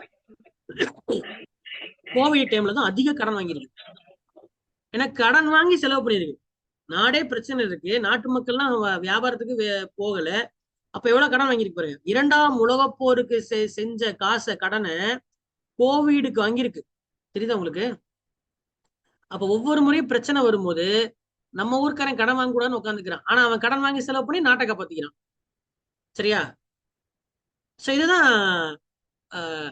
விஷயமே. That is why America is developed nation. Ranjit நினைக்கிறது போல இல்ல வளர்ந்த நாடுகள் கம்மியான இருக்கு. இல்ல, வளர்ந்த நாடுகள் தான் அதிகமா கடன் இருக்கும். கடன் வாங்கினாதான் வளர முடியும் அப்படின்னு நமக்கு இதுல இருந்து தெரிய வருது. புரியுதா? சரி, அதனால அதுதான் மனப்பான்மை. சரி, ஓகே. ஆனா இருந்தாலும் சேஃப்டி கன்சர்னுக்காக வேண்டி, சில சேஃப்டி கன்சர்ன்ஸ்க்காக வேண்டி, ஏன்னா மக்களுடைய மனநிலை என்ன அப்படின்னா, கடன் வாங்கினா அது கெடுதல். நம்ம கடனை கெட்டதானே பார்த்துட்டு இருக்கோம். சரி, ஒவ்வொருத்த மேல இவ்வளவு கடன் இருக்கு அப்படின்றது கெட்டதானே பார்த்துட்டு இருக்கோம். அதனாலதான் என்னது, இதை சில டெபிசிட்டை மெயின்டைன் பண்ணணும். எவ்வளவு இருக்கணும்? எவ்வளவு பர்சன்ட் மெயின்டைன் பண்ணணும்? எஃப்டி எவ்வளவு இருக்கணும்? சரி சொல்லணும். 5.1% கீழே இருக்கணும் அப்படின்னு சொல்லிட்டு 5.1% கீழே கொண்டு வரணும் அப்படின்றதுதான் இது. சரியா? ரைட். ஸோ இந்தியாவுடைய டெட் டு ஜிடிபி ரேஷியோ எழுதிக்க. இந்தியாவுடைய டெட் டு ஜிடிபி ரேஷியோ, வருமானத்துக்கும் இதுக்கும் ரேஷியோ 2003 2004 84.4% இருந்துச்சு. 84.4% இருந்துச்சு. கோவிட் காலகட்டத்துல 88.5% இருக்கு. 88.5% இருக்கு. முதல்ல இந்த டெட் டு ஜிடிபி எப்படி கால்குலேட் பண்ணுவாங்க? எப்படி? Total debt of the country, இந்தியாவுடைய மொத்த கடன் வகுத்தல் இந்தியாவுடைய மொத்த ஜிடிபி, அது போட்டா டெட் டு ஜிடிபிங்கிறத வந்துடும். டெட் டு ஜிடிபி அப்படின்ற அந்த ஃபார்முலா வந்துடும். அதே மாதிரி பிஸ்கல் டெபிசிட் எப்படி கால்குலேட் பண்ணுவாங்க? பிஸ்கல் டெபிசிட், நிதி பற்றாக்குறை எப்படி கால்குலேட் பண்ணுவாங்க? நிதி பற்றாக்குறைங்கிறது டோட்டல் எக்ஸ்பெண்டிச்சர், மொத்த செலவு மைனஸ் மொத்த வரவு. டோட்டல் ரிசீட் டோட்டல் எக்ஸ்பெண்டிச்சரை கழிச்சா. சரியா? ஆன செலவுல வருமானத்தை கழிச்சா, வருவாயை கழிச்சா என்ன வந்துடும்? பிஸ்கல் டெபிசிட் வந்துடும். சரி, இந்த வருமானம் அப்படின்றது இருக்குல்ல, டோட்டல் ரிசீட், வரவு. இந்த வரவுல எதை சேர்க்க கூடாது? கடனை சேர்க்க கூடாது. நீங்க வாங்கின கடனை சேர்க்க கூடாது. Excluding borrowing. கரெக்ட் தானே? ஏன்னா கடனும் ஒரு விதமான வரவு தானே. என்னப்பா, கடனை சேர்க்காத வரவும் மொத்த செலவு கழிச்சா என்ன கிடைக்கும்? பிசிக்கல் டெபிசிட் கிடைக்கும். ஃபார்முலா மறந்துடாதீங்கப்பா, நம்ம எக்கனாமிக்ஸ் டாபிக்ல இருந்தோம். கிக்கும் எக்கனாமி தான், இதுவும் எக்கனாமி தான். பொருளாதாரம்னா நமக்கு ஃபேக்ட் நம்பர்ஸ் எல்லாம் வேணும். சரியா? சோ பிசிக்கல் டெபிசிட் என்ன புரிஞ்சுட்டீங்க? டெட் டு ஜிடிபி ரேஷியோ அப்படின்றது ஒரு நாடு ஜப்தியாக போதா இல்லையாங்கிறத முடிவு பண்றதுக்கான ஒரு குறியீடா இருக்கு இல்லையா? இப்ப அமெரிக்காவோட டெட் டு ஜிடிபி ரேஷியோ எவ்வளவு இருக்கு பாருங்க, 118. அப்ப என்ன அர்த்தம்? சம்பாதிக்கிறத விட 100 மடங்கு கடன் வாங்குறான். நம்மளது எவ்வளவு இருக்கு? நம்ம 88.5% இருக்கு. நம்ம சம்பாதிக்கிறத விட 88.5% கடன் வாங்குறோம். அது கோவிட்ல அதிகமாயிருக்கு. தெரியுதா? அப்ப கோவிட்ல நம்மளும் நிறைய கடன் வாங்கியிருக்கோம். கடன் வாங்கி தான் செலவு பண்ணிருக்கு. சரியா? கடன் வாங்கி அரசாங்கம் செலவு பண்ணணும், பொருளாதாரத்தில் தலையிடணும்னு யார் சொல்றா? புதிய பொருளாதாரத்தின் தந்தை சொல்றாரு. அது நாட்டை முன்னேற்றும்னு சொல்றாரு. நாட்டை முன்னேற்றும் அப்படின்னு சொல்றாரு. சரி, இப்போ வாங்கின கடனை எப்படி திருப்பி கட்ட? எழுதிக்க. கவர்மெண்ட் வந்து ஹவு டஸ் டேக்கிள் வாங்கின கடனை, அதாவது நிதி பற்றாக்குறையை எவ்வாறு சந்திக்குது, எவ்வாறு சமாளிக்குது? சரியா? எழுதிக்க. Bond market first point. Bond இதெல்லாம் புதுசா இருக்கும்பா. எக்கனாமிக்ஸ் உங்களுக்கு எல்லாத்துக்கும் புதுசு தான். சொல்றது நல்லா உன்னிப்பா கவனிச்சுக்கணும், கரெக்டா எழுதிக்கணும். வார்த்தைகள்லாம் ரொம்ப புதுசா இருக்கும். பாண்ட் மார்க்கெட் அப்படின்றது என்னன்னா, அரசாங்கமே ஜிசெக்ஸ்னு இருக்கு. ஜிசெக் அப்படின்ற ஒரு வார்த்தை இருக்கு. ஜிசெக்னா கவர்மெண்ட் செக்யூரிட்டி, அரசு பத்திரங்கள். தமிழ் என்ன? அரசு பத்திரங்கள். செக்யூரிட்டினா பத்திரம். சரியா? செக்யூரிட்டினா பொருளாதாரத்துல என்ன அர்த்தம்? செக்யூரிட்டினா வெளியில் நிப்பார்ல கூர்கா, அவர் இல்ல. செக்யூரிட்டினா பத்திரம்னு அர்த்தம். பத்திரம் பாண்டு பத்திரம்.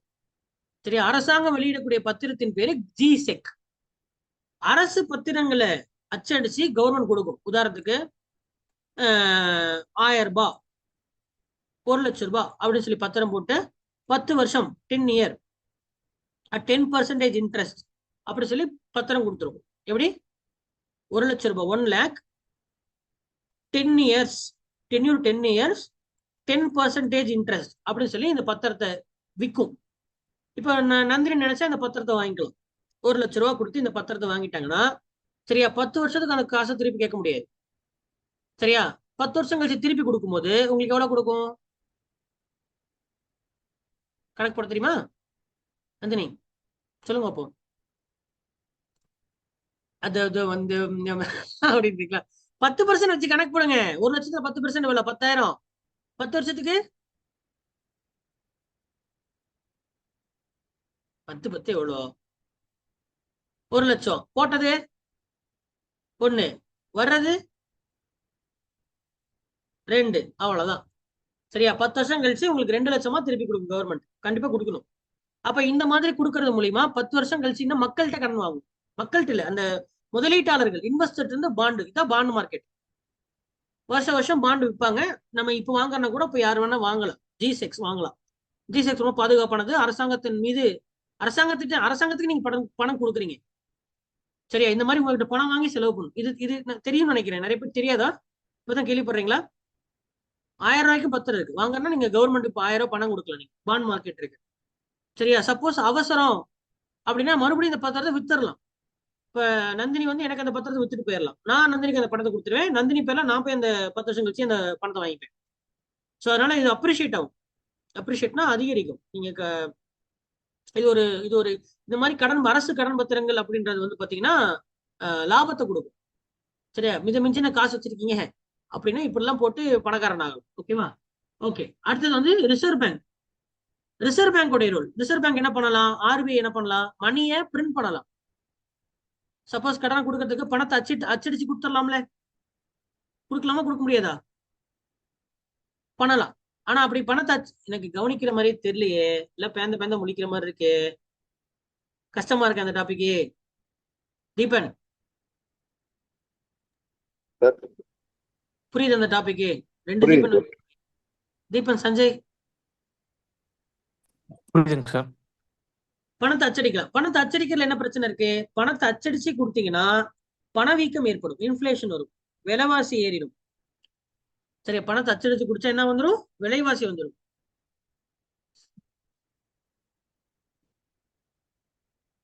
ஓகேவா? அதே மாதிரி ஆர்பிஐ வந்து ஓஎம்ஓ, ஓப்பன் மார்க்கெட் ஆபரேஷன் அப்படின்ற ஒரு விஷயத்த செய்வாங்க. ஓப்பன் மார்க்கெட் ஆபரேஷன், திறந்த வெளி நடவடிக்கை அல்லது திறந்த சந்தை அல்லது வெளிச்சந்தை நடவடிக்கைன்னு சொல்லுவாங்க. சந்தை நடவடிக்கைகள், ஓப்பன் மார்க்கெட் ஆபரேஷன்ஸ். இது என்ன பண்ணலாம்? பிரைவேட் லெண்டர்ஸ் இருந்து என்ன பண்ணுவாங்க? தனியார்கள்ட்ட இருந்து பாண்டு வாங்குவாங்க. சரியா?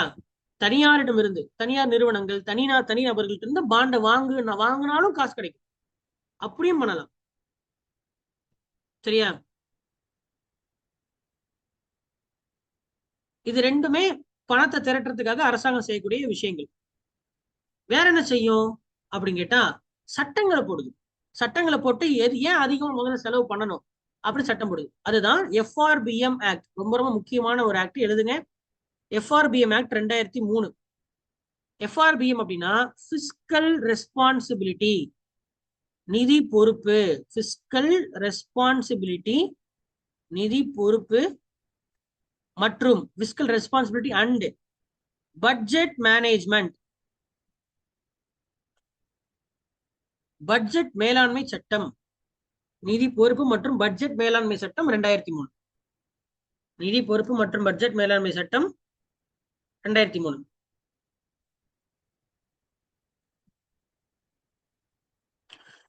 இந்த சட்டம் என்ன சொல்லுது அப்படின்னா, இந்த சட்டம் வந்து நம்மளுடைய பட்ஜெட்டை கட்டுப்படுத்த சொல்லுது. சரியா? நம்ம வந்து வாங்கக்கூடிய பட்ஜெட் எவ்வளவோ அதுக்கேற்ற மாதிரி கடன் வாங்கு அப்படின்ட்டு என்ன சொல்லுது? டெட் டு ஜிடிபி ரேஷியோ பார்த்தோம் இல்லையா? டெட் டு ஜிடிபி ரேஷியோ பார்த்தோமா? அந்த ரேஷியோவை 60% கொண்டு வரணும். ஆல்ரெடி இப்ப எவ்வளவு இருக்கு? 88 போயிருச்சு இல்லையா? 60% கம்மி பண்ணணும் அப்படின்னு சொல்லுது.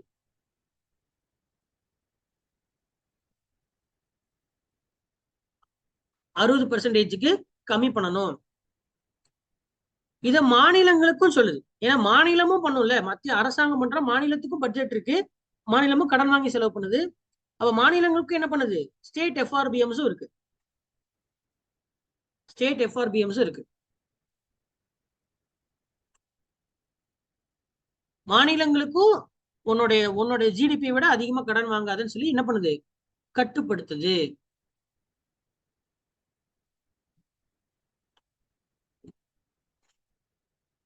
சரி, பிஸ்கல் டெபிசிட் அதிகமானா என்ன ஆகும்? ரிஸ்க் ஆஃப் எஃப்டி, நிதி பற்றாக்குறை அதிகமான என்ன ஆகும்? இன்ஃபிளேஷன் வரலாம். சரியா? என்ன வரலாம்? பணவீக்கம் ஏற்படும்.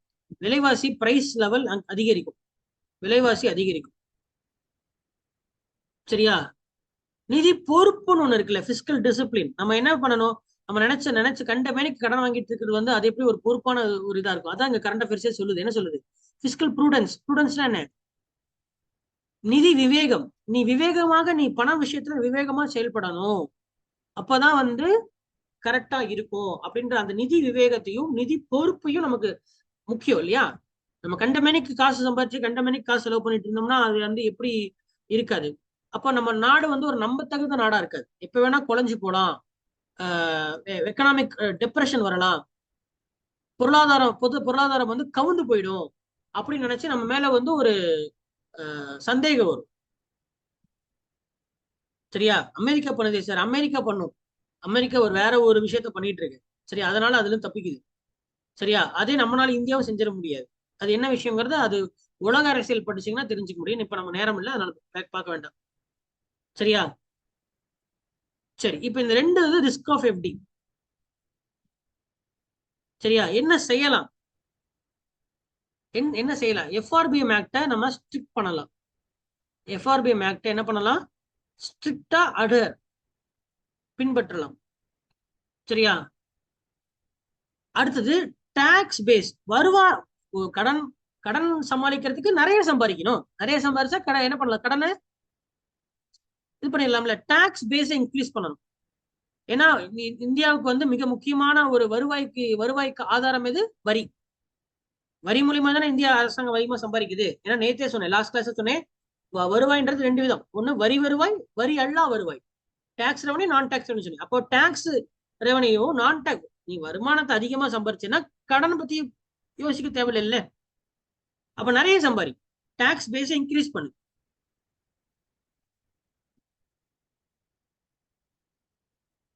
தேவை அப்ப அதிகமா சம்பாதிக்கிறது ஒரு விதம்னா, அதிகமா செலவு பண்றதையும் கம்மி பண்ணலாம்ல. என்னப்பா, செலவையும் கம்மி பண்ணலாம். செலவை கம்மி பண்ணாலும் கடன் பிரச்சனை இருக்காது. வருமானத்தை அதிகரிக்கலாம். பேசிக்கா இதை நீங்க யோசிக்கிறதா. பொருளாதாரம் வருது, நீங்க வீட்டளவுல யோசிச்சீங்கனாலும் ஈஸியா புரிஞ்சிடும். நான் எசென்சியல் ஸ்பெண்டிங், தேவையில்லாத செலவுகளும், மானியங்கள், தேவையில்லாத மானியங்கள் எல்லாம் என்ன பண்ணலாம், கொஞ்சம் கம்மி பண்ணலாம். தேவையில்லாத மானியங்கள், இந்த விவசாய கடன் எல்லாம் தள்ளுபடி பண்றாங்களே, முதல்ல அதெல்லாம் கம்மி பண்ணணும். ஏன்னா அது ஒரு தனியார் நிறுவனம். சரியா? அப்ப ஒழுங்கா கடன் கட்டணும்னு கட்டாம இருப்பான் இல்லையா? ஒரு அப்சீனான ஒரு ஒரு ஒரு ஒரு கவர்மெண்டோடைய பாலிசி அது. சரியா? கடன் தள்ளுபடி பண்றது. சரியா? அது யாருக்கு தான் பாதிப்பு? வரி கட்டுற வரி சுமையில இருந்தானே அது சேரப்போகுது. ஒரு வாட்டி கொடுத்துட்டோம்னா அது அப்புறம் ஃப்ரீக்வெண்டா கேட்க ஆரம்பிச்சிருவாங்க.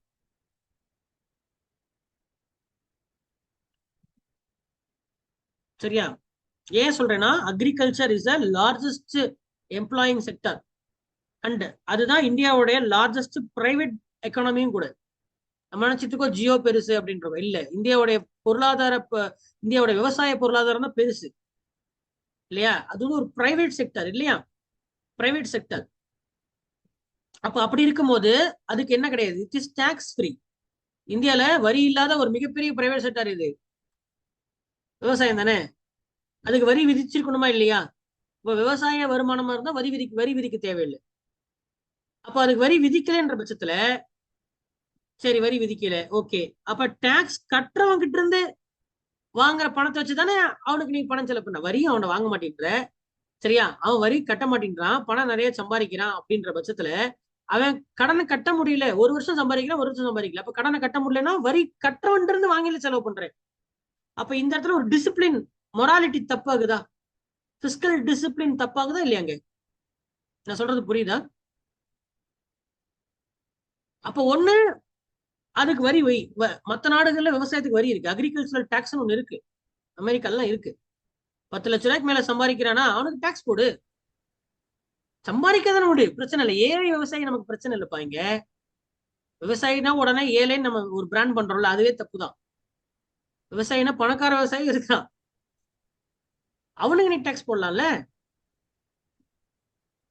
இப்ப ரீசெண்டா அந்த தக்காளி வியாபாரத்தெல்லாம், ஒரு தக்காளி லாபத்துல ஒருத்தர் 1 கோடி ரூபாய் சம்பாதிச்சாரு அப்படின்லாம் நியூஸ்ல வந்துச்சு. அவனுக்கு நீ டாக்ஸ் வாங்கலாம், அவன் டாக்ஸே கட்ட தேவையில்லை. 1 கோடி ரூபாய் சம்பாதிக்கும் போது டாக்ஸ் கட்டல. காசு வேண்டான்ற போது, காசு உனக்கு வரலன்ற போது நீ வரி சுமைய இலகுவாக்கணும்னு கேட்கும் பொழுது, காசு நிறைய இருக்கும் போது நீ வரி கட்டணுமா கட்டக்கூடாதா? இது ஒரு டிசிப்ளினா இல்லையா? நாடே கடன்ல தத்தளிக்கும் போது இதை நீ செஞ்சுதான் ஆகணும். இங்க ஏழை விவசாயி அப்படின்னு பார்த்துட்டு இருந்தோம்னா அப்புறம் நாடு குட்டிச்சோரா போயிடும். சரியா? Okay. So improving the efficiency, பொருளாதாரத்தோட எஃபிஷியன்சி, திறன் மேம்பாடு. சரியா? முதலீட்டாளர்களை அதிகப்படுத்துறது, இன்வெஸ்டர்ஸோடைய லிமிட்டை இன்க்ரீஸ் பண்றது. ஸோ இந்த மாதிரிலாம் செய்யறது மூலியமா நம்ம என்ன பண்ணலாம், இந்த ஸ்ட்ராட்டஜியை ஃபாலோ பண்ணுது. ஸோ ரிஸ்க் ஆஃப் எஃப்டி சொல்லிட்டேன், எதுக்கு எஃப்டி வருதுன்னு சொல்லிட்டேன். என்ன சொல்லியிருக்கேன் பாருங்க, நிதி பற்றாக்குறைனா என்ன, வாட் இஸ் எஃப்டி, அதுக்கான ஃபார்முலாஸ். சரியா? அதை எப்படி ஹேண்டில் பண்ணுது கவர்மெண்ட், வந்து நிதி பற்றாக்குறையை எப்படி ஹேண்டில் பண்ணுது, நிதி பற்றாக்குறைய எப்படி ஹேண்டில் பண்ணுது, அதனால வரக்கூடிய ரிஸ்க் என்ன, நிதி பற்றாக்குறை அதிகரிச்சா என்ன வரலாம், கவர்மெண்ட் என்ன ஃபாலோ பண்ணணும், steps to follow in order to reduce FD அப்படின்னு நம்ம கம்ப்ளீட்டா பார்த்துட்டோம். வேணும் உங்களுக்கு வரிகளுக்கு பாயிண்ட்களுக்காக நீங்க இந்த மெட்டீரியலை ஃபாலோ பண்ணுங்க. இங்கிலீஷும் இருக்கு, தமிழ்லயும் இருக்கு. சரியா? நான் சொன்னது எல்லாமே இதுல இருக்கு. இப்ப ஜிஎஸ்டிபி,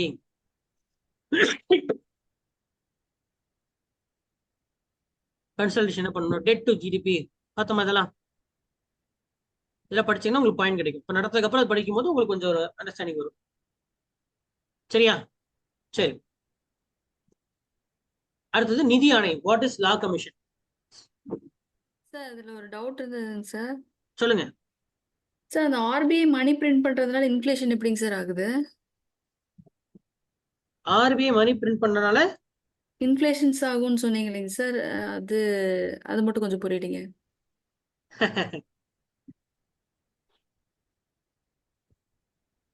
அதாவது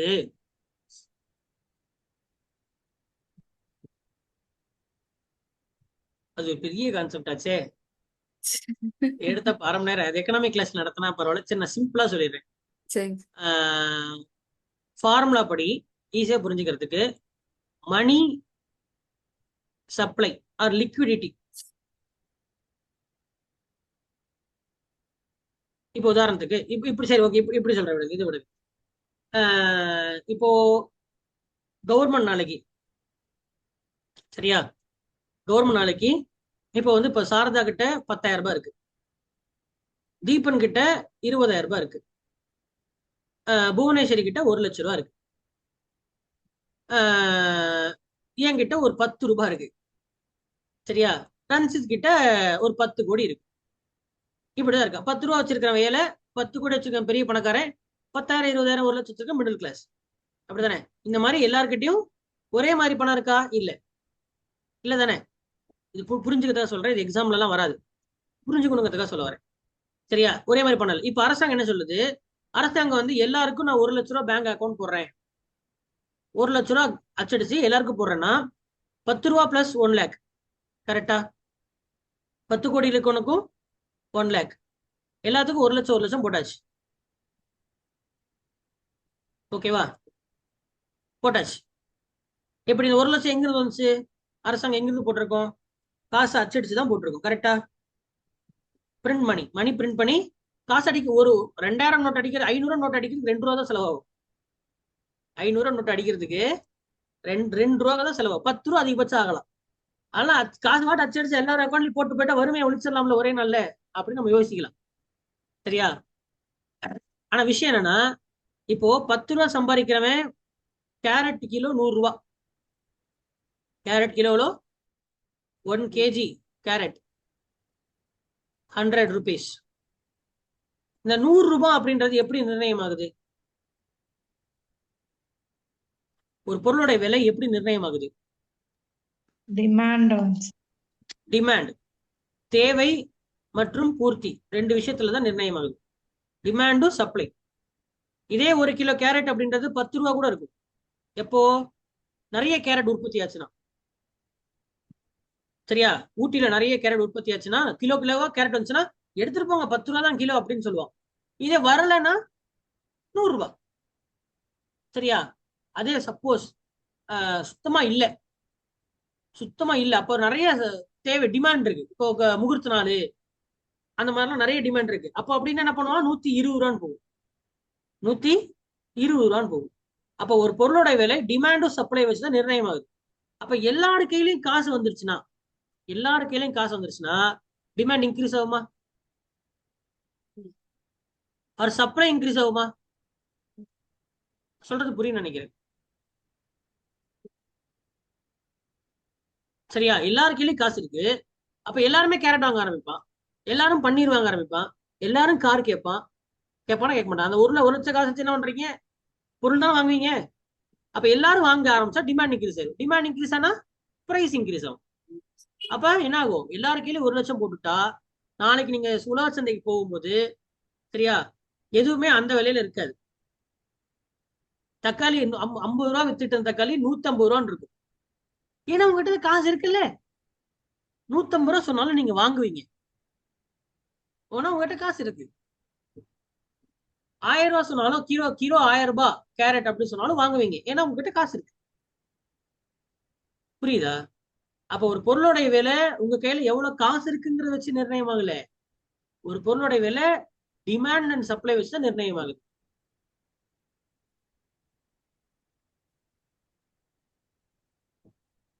எல்லார் அக்கௌண்ட்லயும் நாளைக்கு 1 லட்சம் போட்டு விட்டா தங்கம் விலை பவுன் 1.5 லட்ச ரூபான்னு இருக்கும்.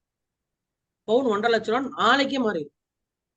1.5 லட்சம் நாளுமே சரி இருக்கிற 1 லட்சத்தை வச்சு என்ன பண்ணலாம், ஒரு அரை பவுனா வாங்கலான்ட்டு நாளைக்கே சாரதா மேம் வாங்குவீங்களா மாட்டீங்களா? அப்படி இருக்கிறப்ப எல்லாருக்கிட்டையும் பணம் அச்சடிச்சு கொடுத்தா என்ன ஆகாது, விலைவாசி ஏறிடும். புரியுதா? அதனால கவர்மெண்ட் ஒன்றும் பிளான் பண்ணிலாம் நமக்கு பணம் அச்சடிச்சு கொடுக்கணும்லாம் இல்லை. Okay right. ஸோ லா கமிஷன் என்ன போலாம்.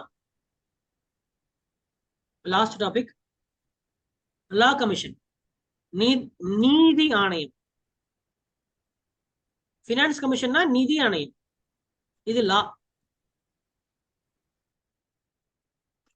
லா கமிஷன்ங்கிறது கான்ஸ்டிடியூஷனல் பாடியும் இல்ல, அரசியல் அமைப்பில் சொல்லப்பட்ட அமைப்பும் கிடையாது, சட்டத்தால் உருவாக்கின அமைப்பும் கிடையாது.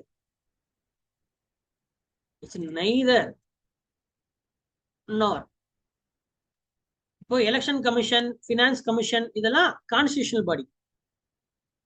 சரியா? அது வந்து அரசியல் அமைப்புல சொல்லப்பட்டிருக்கு, எலெக்ஷன் கமிஷன் ஒண்ணு வேணும், பினான்ஸ் கமிஷன் ஒண்ணு வேணும் அப்படின்னு சொல்லியிருக்கு. சரியா? இல்ல ஒரு சட்டத்தை போட்டு உருவாக்கி இருக்கீங்க. இப்போ உதாரணத்துக்கு மனித உரிமை ஆணையம் அப்படின்னு ஒண்ணு இருக்கு, இருக்கா? ஹியூமன் ரைட்ஸ் கமிஷன், மனித உரிமை ஆணையம் அப்படின்னு ஒரு ஆணையம் இருக்கு. அந்த ஆணையம்னு ஒண்ணு தேவைன்னு சொல்லி அரசியலமைப்புல அம்பேத்கர் எழுதும் போது எழுதல.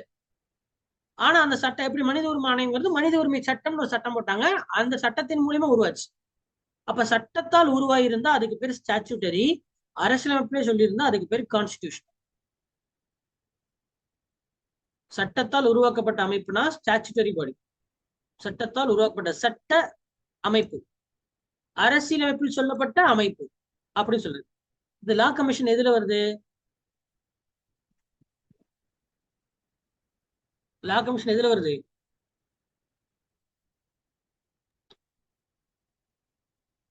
கான்ஸ்டிடியூஷன் படி. லா கமிஷன் Neither ரெண்டுத்துலயும் வரல, constitutional nor statutory. ரெண்டுத்துலயும் வரல, நெய்தர் நார்.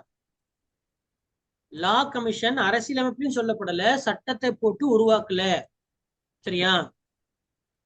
It is neither a constitutional body nor a statutory body. It is an executive. ஒரு நிர்வாக சார்ந்த நிர்வாகத்தை செய்யணுங்கிறதுக்காக உருவாக்கப்பட்ட ஒரு அமைப்பு. நிர்வாக சுமையை இலகுபடுத்துவதற்காக உருவாக்கப்பட்ட அமைப்பு. இதோட முக்கியமான வேலை என்ன அப்படின்னா சட்ட திருத்தங்களை கொண்டு வருது, லீகல் ரிஃபார்ம்ஸ், சட்டங்களை சீர்திருத்தம் செய்வதற்கான. காலத்தின் அடிப்படையில் 1950 போட்ட சட்டமே 2020 சரியா இருக்குன்னு சொல்ல முடியாது இல்லையா? இப்ப காலங்கள் மாறுது, வருடங்கள் ஓடுது, இந்தியாவும் மாறிக்கிட்டே இருக்கு, மக்களும் மாறுறாங்க, சமூகம் மாறுது. அப்ப அதுக்கேற்ற மாதிரி சட்டத்தை மாத்தணும்ல.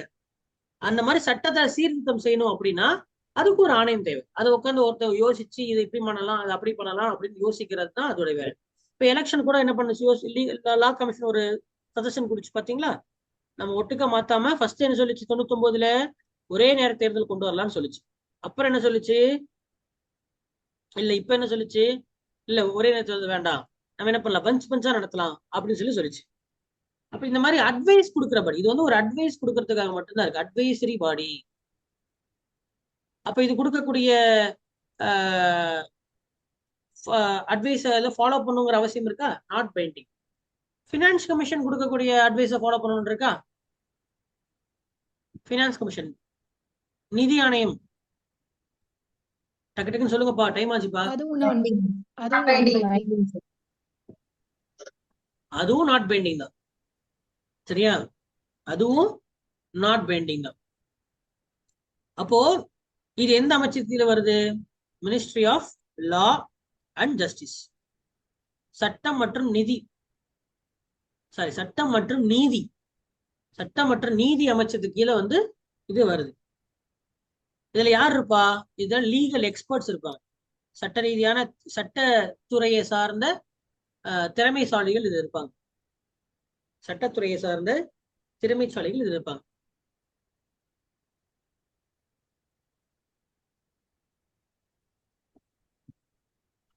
முதல் நீதி ஆணையம் எப்போ உருவானது? ஃபர்ஸ்ட் லா கமிஷன் ஃபர்ஸ்ட் லா கமிஷன் வந்து 1955 உருவாக்குறாங்க.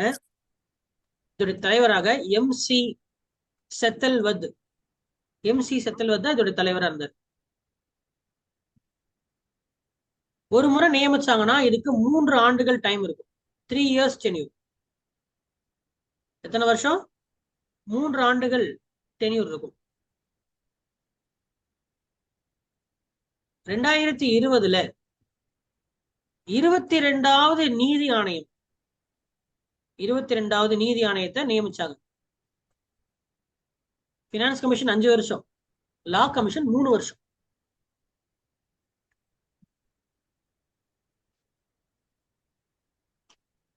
சரியா? எத்தனை வருஷம்? 3 வருஷம்.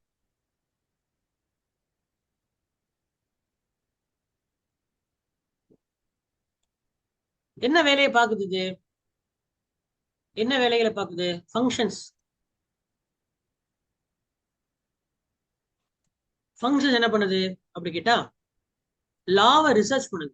சட்ட ரீதியான அல்லது நீதி ரீதியான லா, ஜஸ்டிஸ் ரீதியான ஆராய்ச்சிகளை செய்யுது. ப்ராப்ளம்ஸ் இன் லா, நிறைய பிரச்சனைகள் இருக்கும் இல்லையா? இப்போ உதாரணத்துக்கு ஒரு கேஸ் வாதாடுறதுக்கு ரொம்ப நேரம் ஆகுது இல்லையா? அப்புறம் வந்து நீதிமன்றம் போனாலே பிரச்சனை, அதுக்கான செலவுகள், காஸ்ட், ஸ்பீடி ஜஸ்டிஸ். சரியா? பெண்டிங் கேஸ், நிறைய கேஸ் பெண்டிங்கா இருக்கு. சரியா? இந்த மாதிரி இல்ல தவறான ஜட்ஜ்மெண்ட்ஸ் கொடுத்துருக்கலாம், இல்ல ஜட்ஜ்மெண்ட்ஸே கொடுக்காம இருக்கலாம். இந்த மாதிரிலாம் என்ன பண்ணுது? ஆராய்ச்சிகளை செய்யுது. அடுத்தது பழைய சட்டங்கள், ஓல்டு லா, ஓல்டு அப்சலேட் லா, காலத்திற்கு ஒத்துப்படாத சட்டம். அப்சலேட்னா காலத்திற்கு ஒத்துப்படாது, காலத்திற்கு ஒத்துப்படாத சட்டங்களை ரத்து செய்யுது. அப்சலேட் லா. இப்ப சிஆர்பிசி எல்லாம் மாத்திருக்காங்க. சிஆர்பிசி முன்னாடி செக்ஷன் இப்ப மாறிடுச்சு, தெரியும் இல்லையா? அதெல்லாம் வெள்ளக்காரன் போட்டது. 100-150 வருஷமா ஒரே சட்டத்தை சிஆர்பிசி செக்ஷன் 350 360 அப்படின்னு சொல்லிட்டு இப்ப மாத்திட்டாங்க. இப்ப எல்லா செக்ஷனும் மாறிடுச்சு. அடுத்தது ஒரு சட்டம், புதுசா ஒரு சட்டம் வருதுன்னா, லாவோ ஆக்டோ வருதுன்னா, அதை டிபிஎஸ்பி ஃபாலோ பண்ணி வருதா? ஏன்னா அரசு நெறிமுறை கோட்பாடு இல்லையா? அப்ப டிபிஎஸ்பி ஃபாலோ பண்ணுதா பண்ணலையா அப்படின்றத செய்யுது. எல்லா சட்டத்திலையும் பாலின சமத்துவம் இருக்கா, ஜெண்டர் ஈக்குவாலிட்டியை ஃபாலோ பண்ணி வருதா, சட்டம் ஏதாவது பாலின சமத்துவத்தை கெடுக்குதா? சரியா? அதாவது உலகளாவிய பாதிப்புகள், குளோபலைசேஷன், அதோட இம்பாக்ட் உலகளாவிய அடிப்படையில, ஏன்னா ஐநா சபைலாம் இருக்குது. ஐநா சபை சில விஷயங்கள் சொல்லியிருக்கும். சஸ்டைனபிள் டெவலப்மெண்ட் கோல் 17 கோல் இருக்கு இல்லையா, அதை ஃபாலோ பண்ணுதா அப்படின்றதெல்லாம் யோசிப்பாங்க. இவங்க வந்து அந்த 3 வருஷம் உட்காந்து என்ன பண்ணுவாங்க? ஒரு ரிப்போர்ட் ரெடி பண்ணி 3 இயர்ஸ் ஒரு ரிப்போர்ட் ரெமிட் பண்ணி யாருக்கு சப்மிட் பண்ணுவாங்க? சென்ட்ரல் கவர்மெண்ட்டுக்கு சப்மிட் பண்ணுவாங்க, மத்திய அரசாங்கத்துக்கு சப்மிட் பண்ணுவாங்க.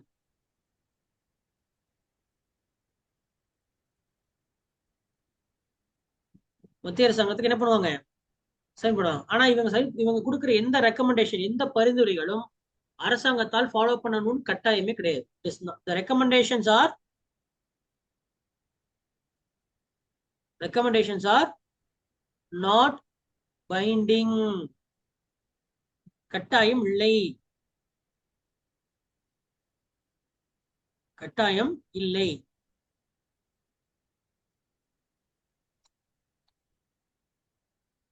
அப்ப 23வது சட்ட ஆணையம் தான் இப்ப உருவாக்கி இருக்காங்க.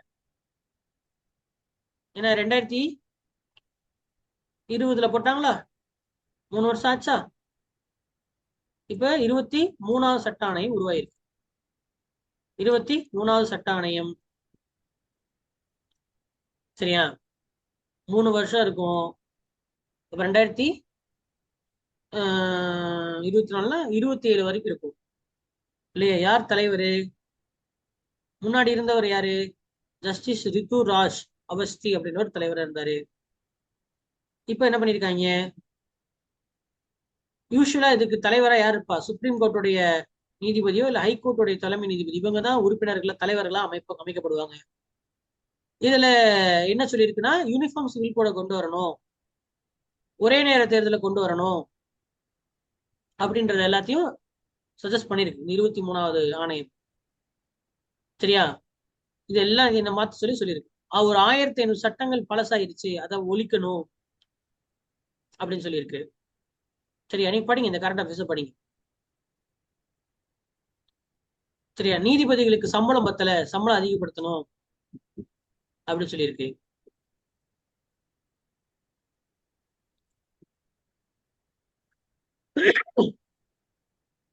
சரியா? ரைட். ஸோ இவ்வளவுதான். ஸோ நெக்ஸ்ட் கிளாஸ்ல நம்ம சந்திக்கலாம். அந்த டவுட் இருந்தா கேளுங்க.